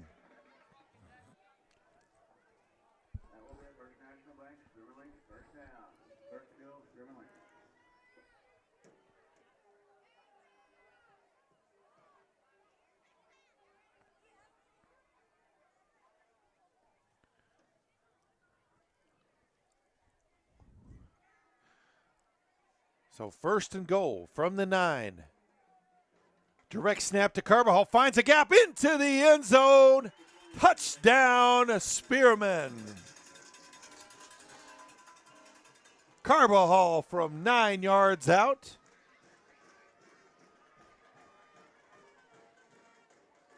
One of several trips into the end zone tonight for J.P. Carbajal. Lopez will line up for the extra point. Snap, hold is good. Kick is good.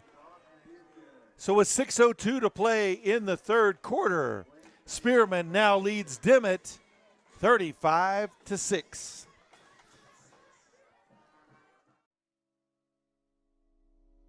You lock your doors to keep criminals out, but do you lock your network doors? It's also important to keep your home network protected. According to experts, cybercrime continues to increase. With Protect IQ added to the PTCI Wi-Fi app, you can lock your home network doors. Don't wait to lock out intruders. Visit ptci.net to request Protect IQ and to download the PTCI Wi-Fi app today.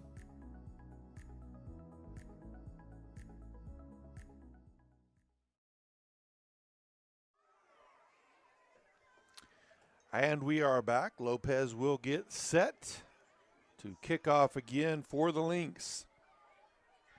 Checking the area scoreboard, Buffalo now leads Boise City 8-0. Not sure at what point in the game they are there. As we mentioned, Laverne defeated Hollis by mercy rule 52-6 early in the second half. Hooker still leading Moreland as far as we know 22-8. Texhoma Goodwell trailing Thomas 14-0. Still no score update on Tyrone Sharon Mutual. High, end over end, short kick along the sideline. And that one controlled by Dimmitt. They threw a flag late on that one. Soto got his hands on it and took it out of bounds. Not sure what the penalty would be because it didn't go out of bounds untouched.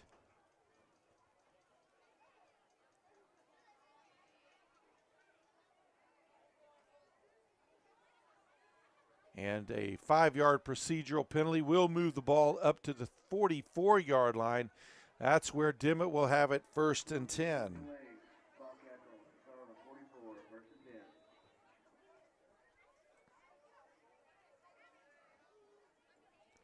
Booker now leading Headley 55-12 in the third quarter. Canadian over Childress 35-7 at the half. And Perryton leading Levelland 28-12 at the half. Direct snap. Salazar breaks free, finds a gap. He's up into Lynx territory. Open field, cuts back to the right. Breaks loose again. He's inside the 10, the 5, and drugged down just short of the goal line. Looks like he's inside the 1 yard line. So Salazar, or that was actually number 7, Dallas Starkey on the carry.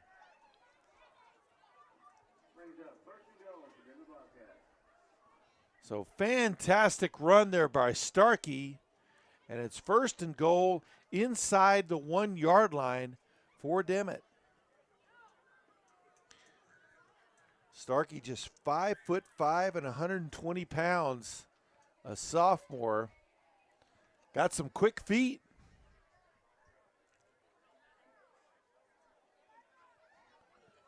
They'll line up under center, I formation. Turn handoff to the fullback.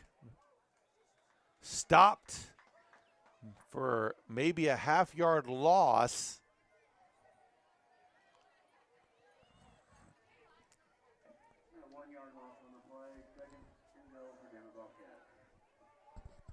So second and goal.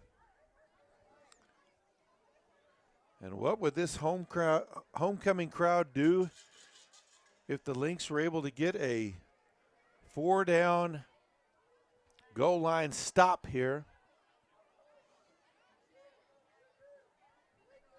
Already leading 35-6. So back to the pistol formation now. They'll power pistol to the right. And that's the way they'll go. Lunsford, the quarterback, will keep it. He's not getting in. Back to the line of scrimmage is all he got. It's going to be third and goal from the 2.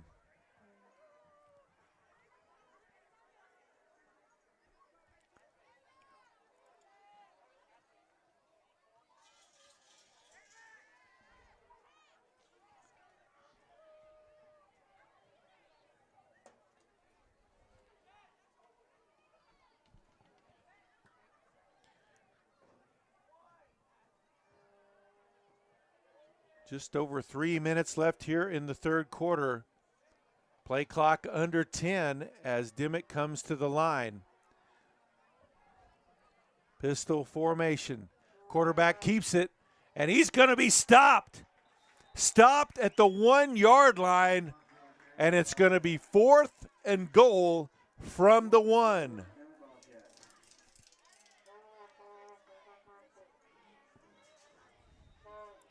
And we've got a timeout on the field. It's fourth and goal from the 1 yard line.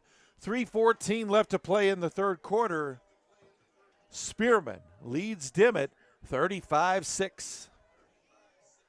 Life is about choices and embracing the freedom to live it your way. Whether you're exploring nature's beauty or racing through town, PTCI brings you the power to connect, share, and experience it all. With PTCI's lightning-fast network, you can seamlessly connect no matter where life takes you. Choose the cellular company that keeps you connected to the experiences that matter most to you.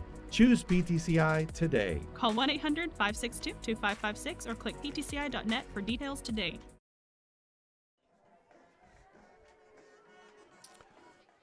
So still here, timeout, fourth and goal from the 1 yard line. Can the Spearman Lynx defense get themselves a goal line stand here? Checking the scoreboard, Hooker has added another score. They now lead Moreland 29-8 in the third quarter.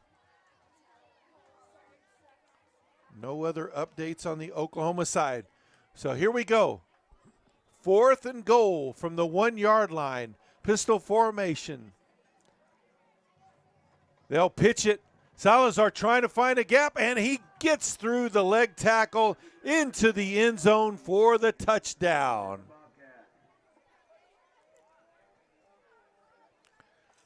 So the Lynx defense took them to fourth down but couldn't quite close the deal. Salazar was able to be shifty enough to find a gap there and get in for the touchdown. It will be Santillano lining up for the extra point. Kick is up, and it is good. So, with 3:08 left to play here in the third quarter, Spearman still leads. It's 35-13.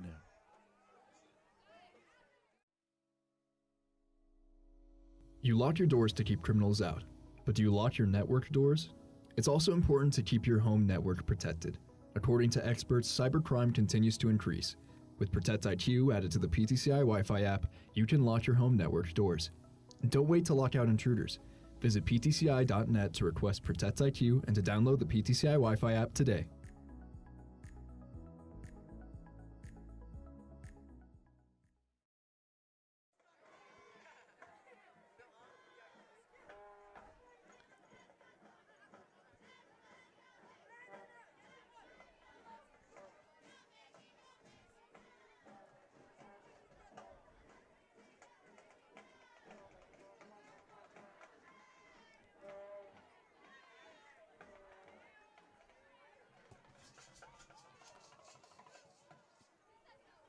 So back deep for the Lynx to receive the kickoff will be Quezada and Swan.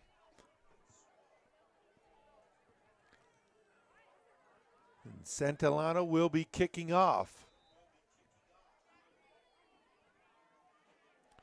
This Lynx will have to be careful, be ready for an onside kick. Almost looks like Santillano's going to line up as though he's going to do that. Onside kick it to the top side of the field as the Lynx will make an adjustment there, and they'll pooch it to about the 30-yard line. Covered up, picks it up, and slips and falls. So Lynx will have it 1st and 10 at the 30-yard line, as that was Javier Avila that fielded it.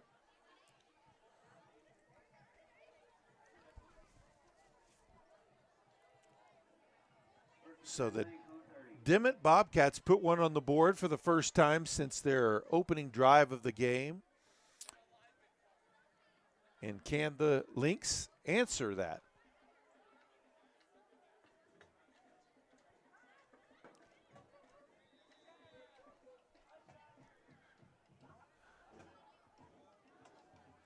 So Lynx coming to the line. They'll split 2 on the near side. Hand off to Carbajal. Nice gain on 1st down. Out past the 35-yard line to the 36. So a gain of 6 yards. 2nd down, 4 yards to go.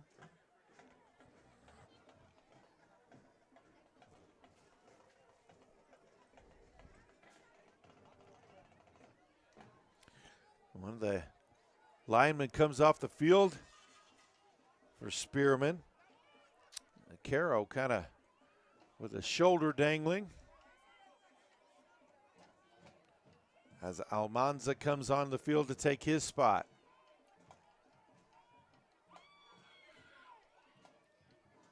So single receiver near side. Swan in motion. Carbajal pushes his way forward for a couple of yards up to the 38-yard line. 3rd down, 2 yards to go.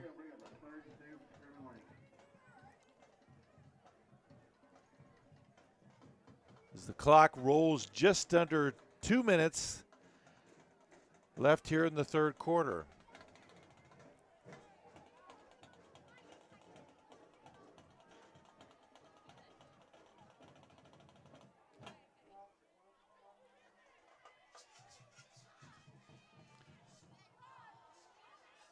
They'll pitch it to the wingman. And he breaks through the tackle. He'll have enough for the 1st down as he's brought down all the way up at the 43-yard line. So 1st and 10 for Spearman. Nice run there by Detmer. And Had to run pretty hard because if the first man to make contact would have gotten him, he probably would not have had the first down, or it at least would have been close, but he made it not close, gaining about 3 or 4 after that. So 1st and 10. And they may have gotten Dimmitt to jump there.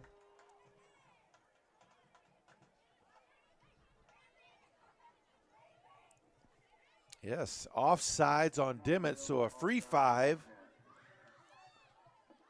makes it 1st and 5 with the ball at the 49-yard line of the Lynx.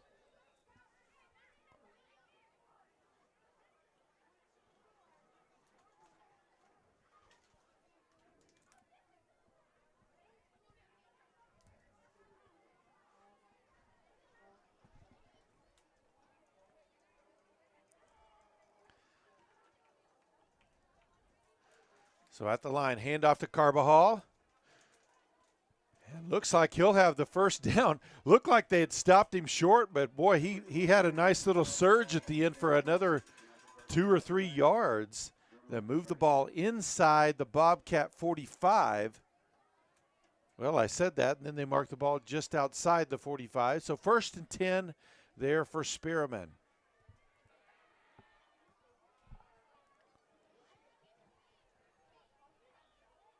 Swan in motion. They'll pitch it to him. Oh, he's going to be dropped for a big loss. Number 60, Chatham, the first man there. And that is the end of the 3rd quarter.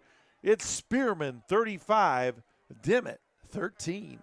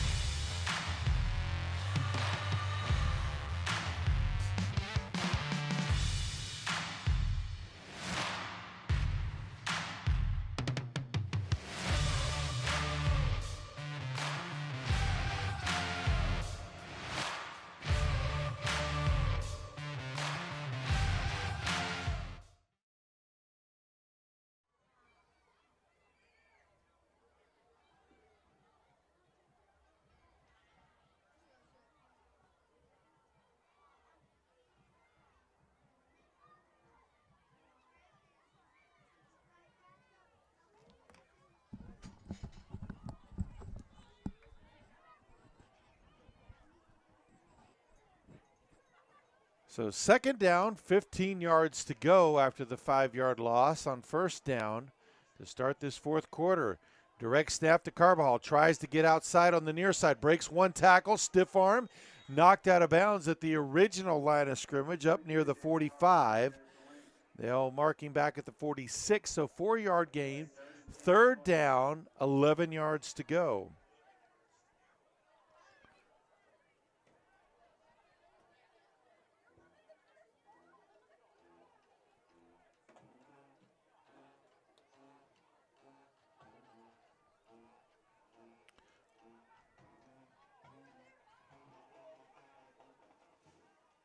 Direct snap to Carbajal again. Now he'll go to the top side, and he's going to be dropped for a loss. Lunsford on the tackle. Looked like his teammate Salazar cut that play off, though, that allowed him to make that tackle. So 4th down, 12 yards to go for the Lynx, and looks like they'll bring the punting unit on. That'll be Almanza handling the punting duties for the Lynx.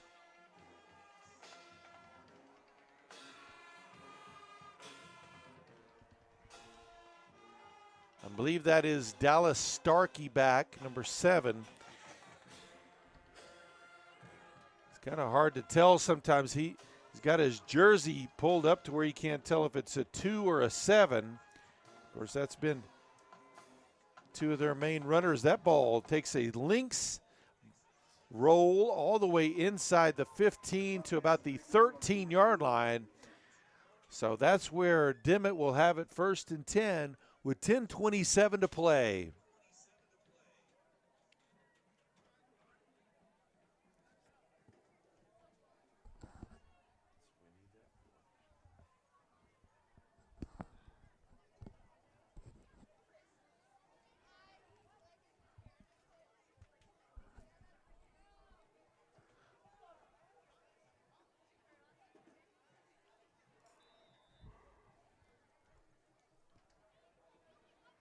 Only updated score, Shattuck has defeated Balco Forgan 15-0 by mercy rule there. The Oklahoma Panhandle 8-man football. Ball dropped back in the backfield. Avoids the first tackler, but he's not going to be able to avoid the other 3, and he's going to be dropped back at the 5-yard line. I believe that was Starkey on the carry. So snap was too high, 9-yard loss on the play. 2nd down, 19 to go. They'll set up at the 5 and have to get all the way out to the 24-yard line.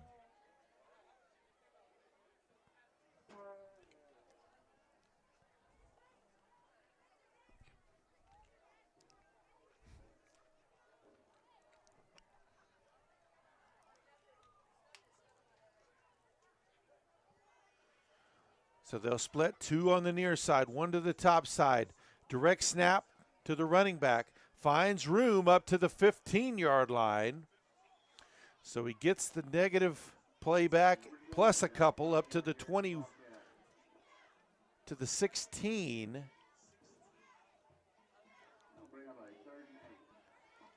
So 3rd down, 8 yards to go.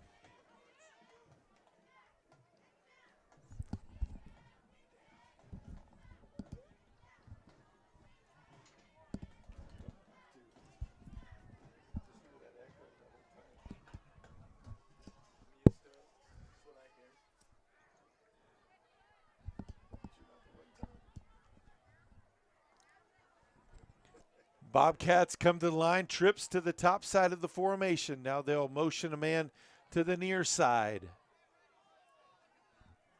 Play clock, barely get the play off. Handoff in the backfield, fights his way forward past the 20-yard line to the 21.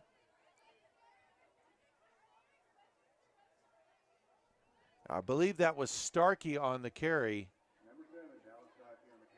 So 4th down and about 3 yards to go and trailing 35-13 here in the 4th quarter. We'll see if they go for it or they'll punt.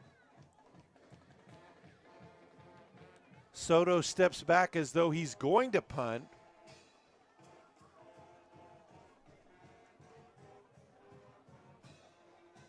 Just under 8 minutes still left. Oh, low snap. Able to get it off, but it barely goes anywhere.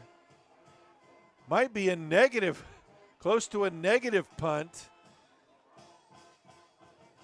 As they'll blow the ball dead at play dead at the 21-yard line. So, yeah, a punt of 0 yards. So even though the Lynx weren't able to get there and block it, just the panic to get it off before that. So the Lynx take over 1st and 10 at the Bobcats 21 with 7:43 to play.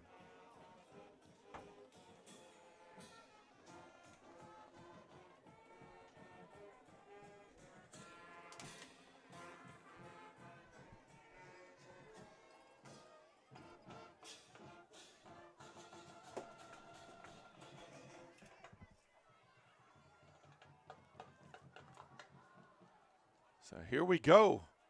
Direct snap to Carbajal. Inside the 20 to the 18. Make that the 17. So 4-yard gain on the play. 2nd down, 6 yards to go.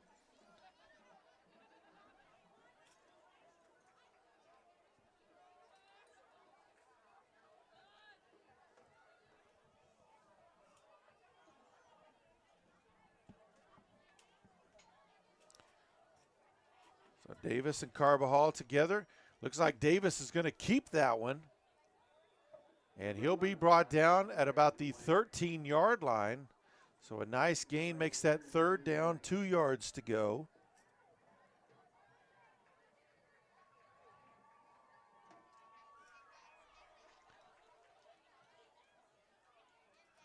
So Davis checks out of the game as number 28, Victor Flores, comes back in. He'll line up right beside Carbajal. They direct snap it to Carbajal. Trying to fight forward.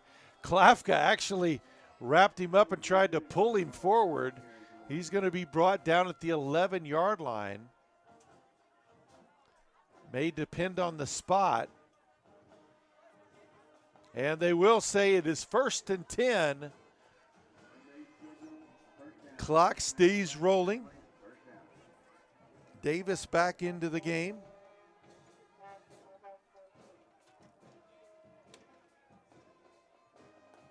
So he and Carbajal again. They'll overload to the near side. Davis hands it back the other way. Wide open into the end zone is Swan. Touchdown, Lynx. And you can really see their offense working there as they kept running that direct snap, run behind the overloaded side, and then they just motion a man back into that hole on that jet sweep. He cuts it inside.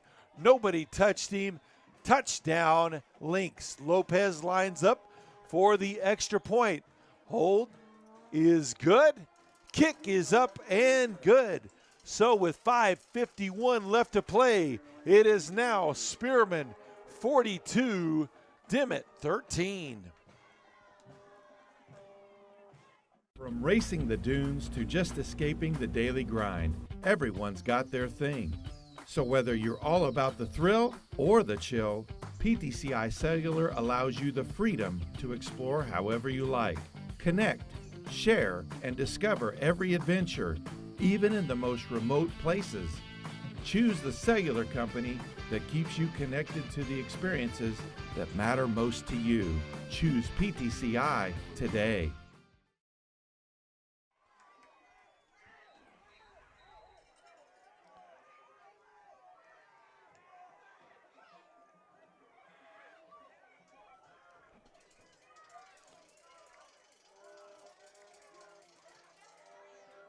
So checking the area scoreboard, Hooker still leading Moreland 29-8. They're saying there's about 5 minutes left in the 4th quarter now. No update on Texoma Goodwell, still showing a halftime score, trailing 14-0. No update from Boise City Buffalo. Still no score on Tyrone Sharon Mutual. Here's the kickoff by Lopez to the 20-yard line, up to the 25. Trying to break it out on the far side, up to the 30, the 35-yard line before he's brought down, as that was Vargas on the carry.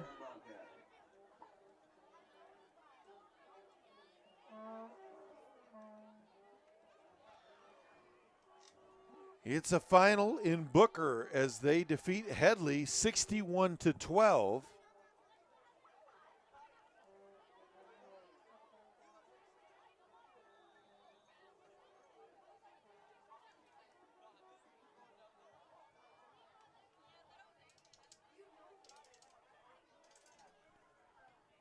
So Trips on the near side, single receiver up top. Ball through his hands.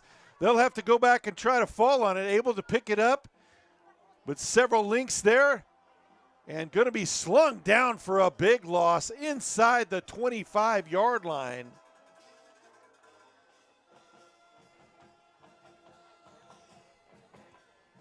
That was Starkey, able to make a little of something. They'll give him forward progress as he was slung kind of forward up to the 26-yard line.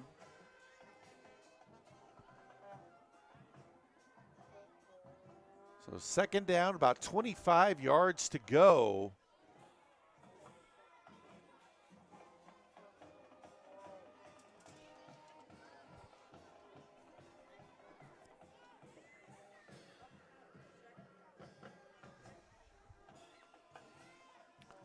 Same formation. Back to pass. Lunsford lets one go on the near side. Intercepted at the 30. 25, 20, still on his feet, and knocked out of bounds at the 16-yard line. It's number 9, Jackson Detmer.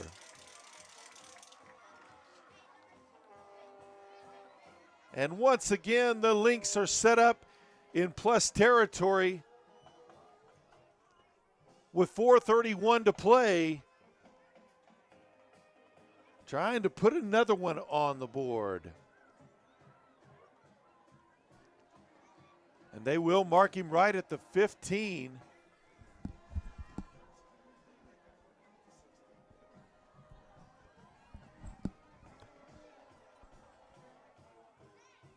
Davis and Carvajal in the backfield. Davis will take the run right up the middle. Fighting forward, still on his feet, inside the 10, down to the 8-yard line.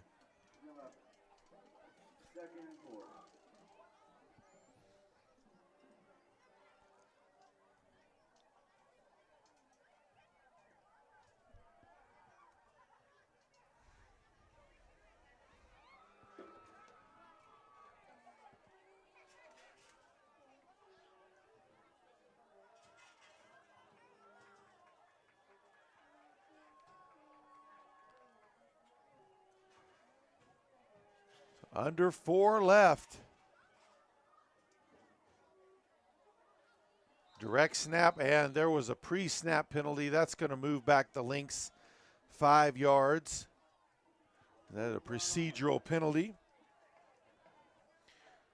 Number 52, Mason Turner, comes into the game for the Lynx.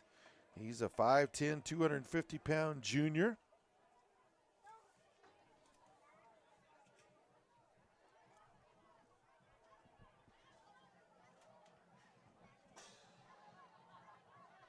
Also number 12, Edgar Herrera, a senior receiver.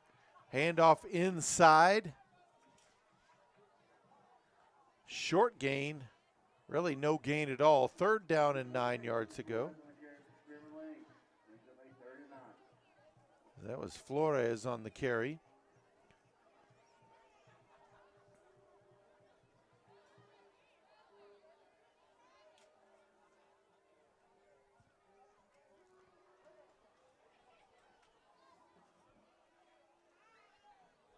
So Flores gets the play from Coach Witten, heads back into the huddle.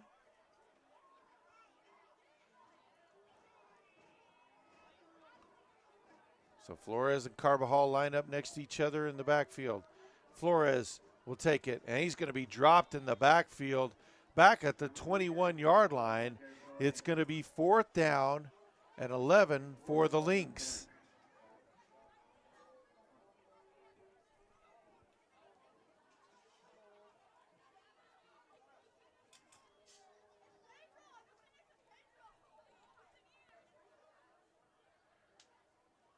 And they'll bring Lopez out for the field goal attempt. Davis, the snapper. Quezada, the holder. And looks like everything is good. And it is through the uprights for the field goal. 2:02 left to play in this one. Spearman now leads Dimmitt 45-13. Life is about choices and embracing the freedom to live it your way. Whether you're exploring nature's beauty or racing through town, PTCI brings you the power to connect, share, and experience it all. With PTCI's lightning-fast network, you can seamlessly connect no matter where life takes you. Choose the cellular company that keeps you connected to the experiences that matter most to you. Choose PTCI today. Call 1-800-562-2556 or click ptci.net for details today.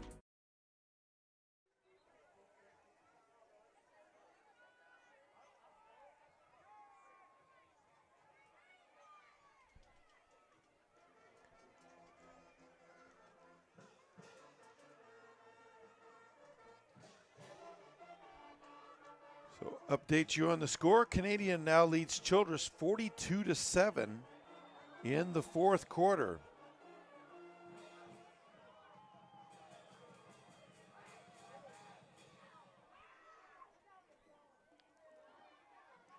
Lopez set to kick off again. Barrington leading Levelland 28-12 in the third quarter. That kick is out of bounds, so it'll be 1st and 10 for Dimmitt at the 35-yard line.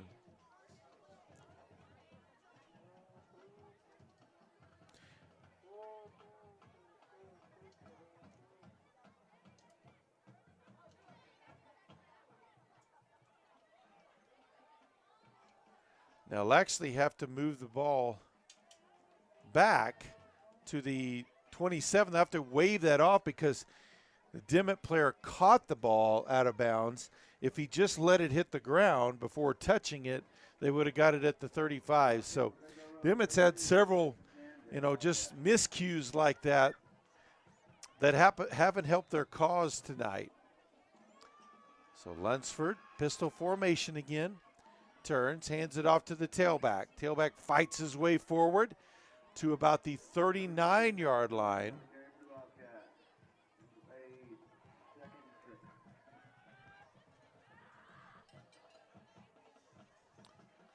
See several other Lynx in there. Number 65, Amos Beck, a sophomore in the game on the defensive line.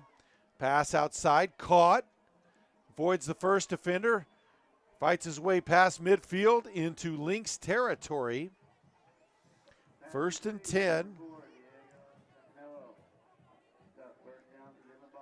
Number 88, Diego Lopez into the game now.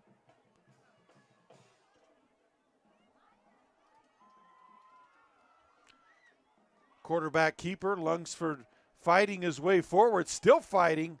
Finally brought down at the 40-yard line. About 2 yards shy of the first down, under 2 to play. 2nd down, 2 to go.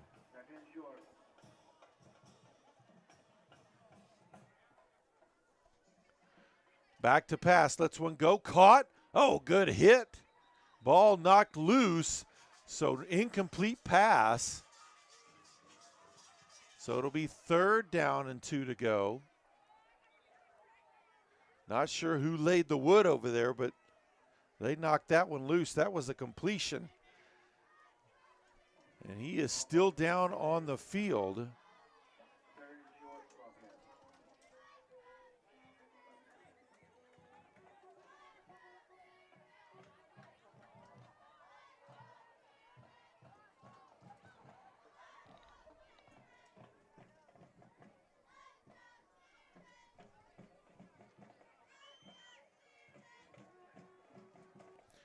Booker has defeated Headley tonight, 61-12.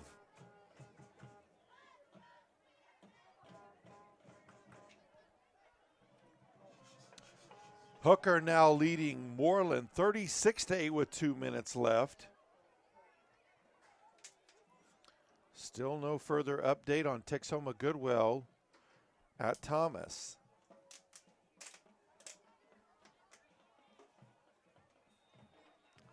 So here we go, 3rd down, 2 yards to go. Lunsford turns, hands it off, bounce outside, gets the first down, but not much more than that, maybe a yard or two. Ball up to the 36-yard line, 1st and 10. Under 40 seconds left to play in this one.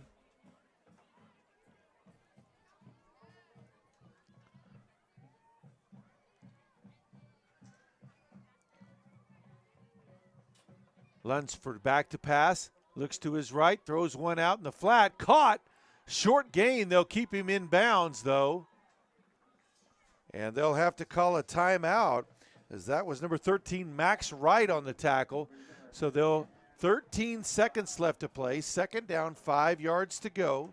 We've got a timeout on the field.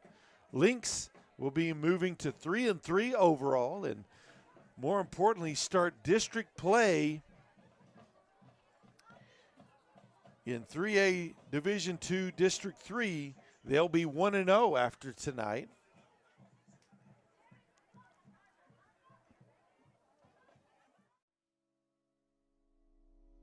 You lock your doors to keep criminals out, but do you lock your network doors? It's also important to keep your home network protected.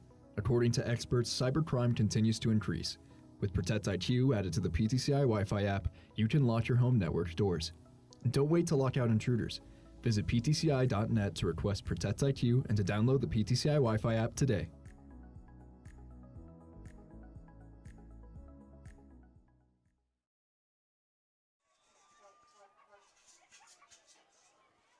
So 2nd down and 5.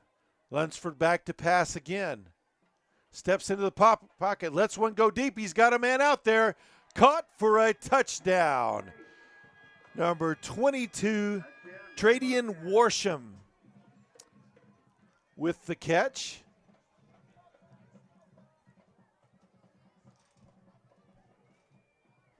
So Spearman on the board one more time. I'm sorry, Dimmitt on the board one more time with 7 seconds left to play. Looks like they'll line up to go for 2.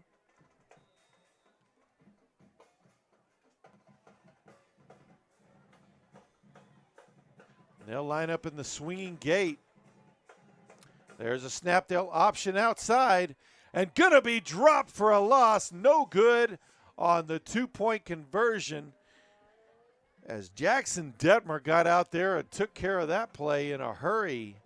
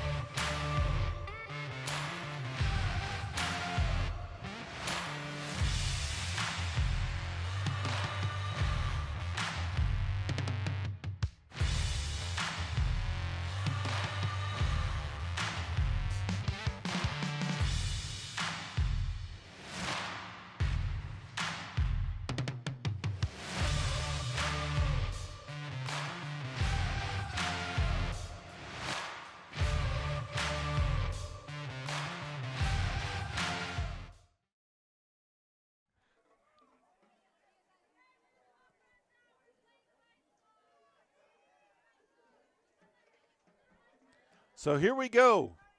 We'll kick off these final 7 seconds here. As Santillano looks like he's lining up for another onside kick, and why not?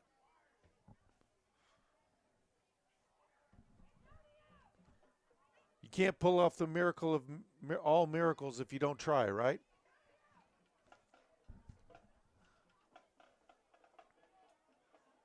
And good practice for the Lynx as well. Might need to recover an important onside kick later in the season as well. And they blew that one dead immediately, so not sure what the issue was, but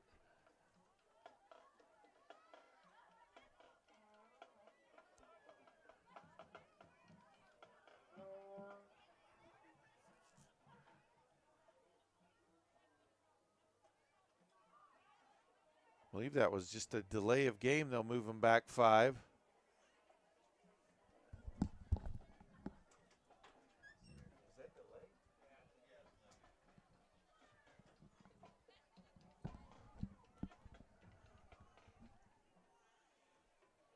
So they move them back 5, and they'll try it again.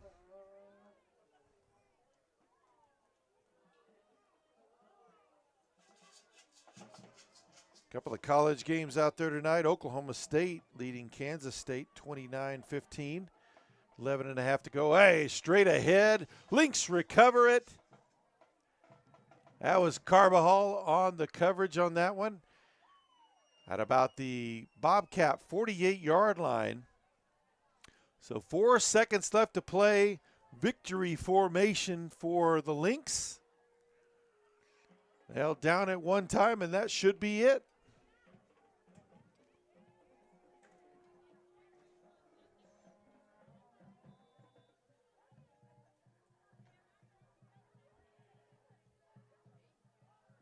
There's a snap, a quick knee, and that will be the ball game. A happy homecoming for the Spearman Lynx as they defeat the Dimmitt Bobcats 45-19 to improve to 3-3 overall and 1-0 in district play. PTCI, thanks you for joining us on our coverage of high school athletics. I'm Jason Epp, wishing you a good evening. We'll see you next time. Is about choices and embracing the freedom to live it your way. Whether you're exploring nature's beauty or racing through town, PTCI brings you the power to connect, share, and experience it all. With PTCI's lightning fast network, you can seamlessly connect no matter where life takes you. Choose the cellular company that keeps you connected to the experiences that matter most to you. Choose PTCI today. Call 1-800-562-2556 or click ptci.net for details today.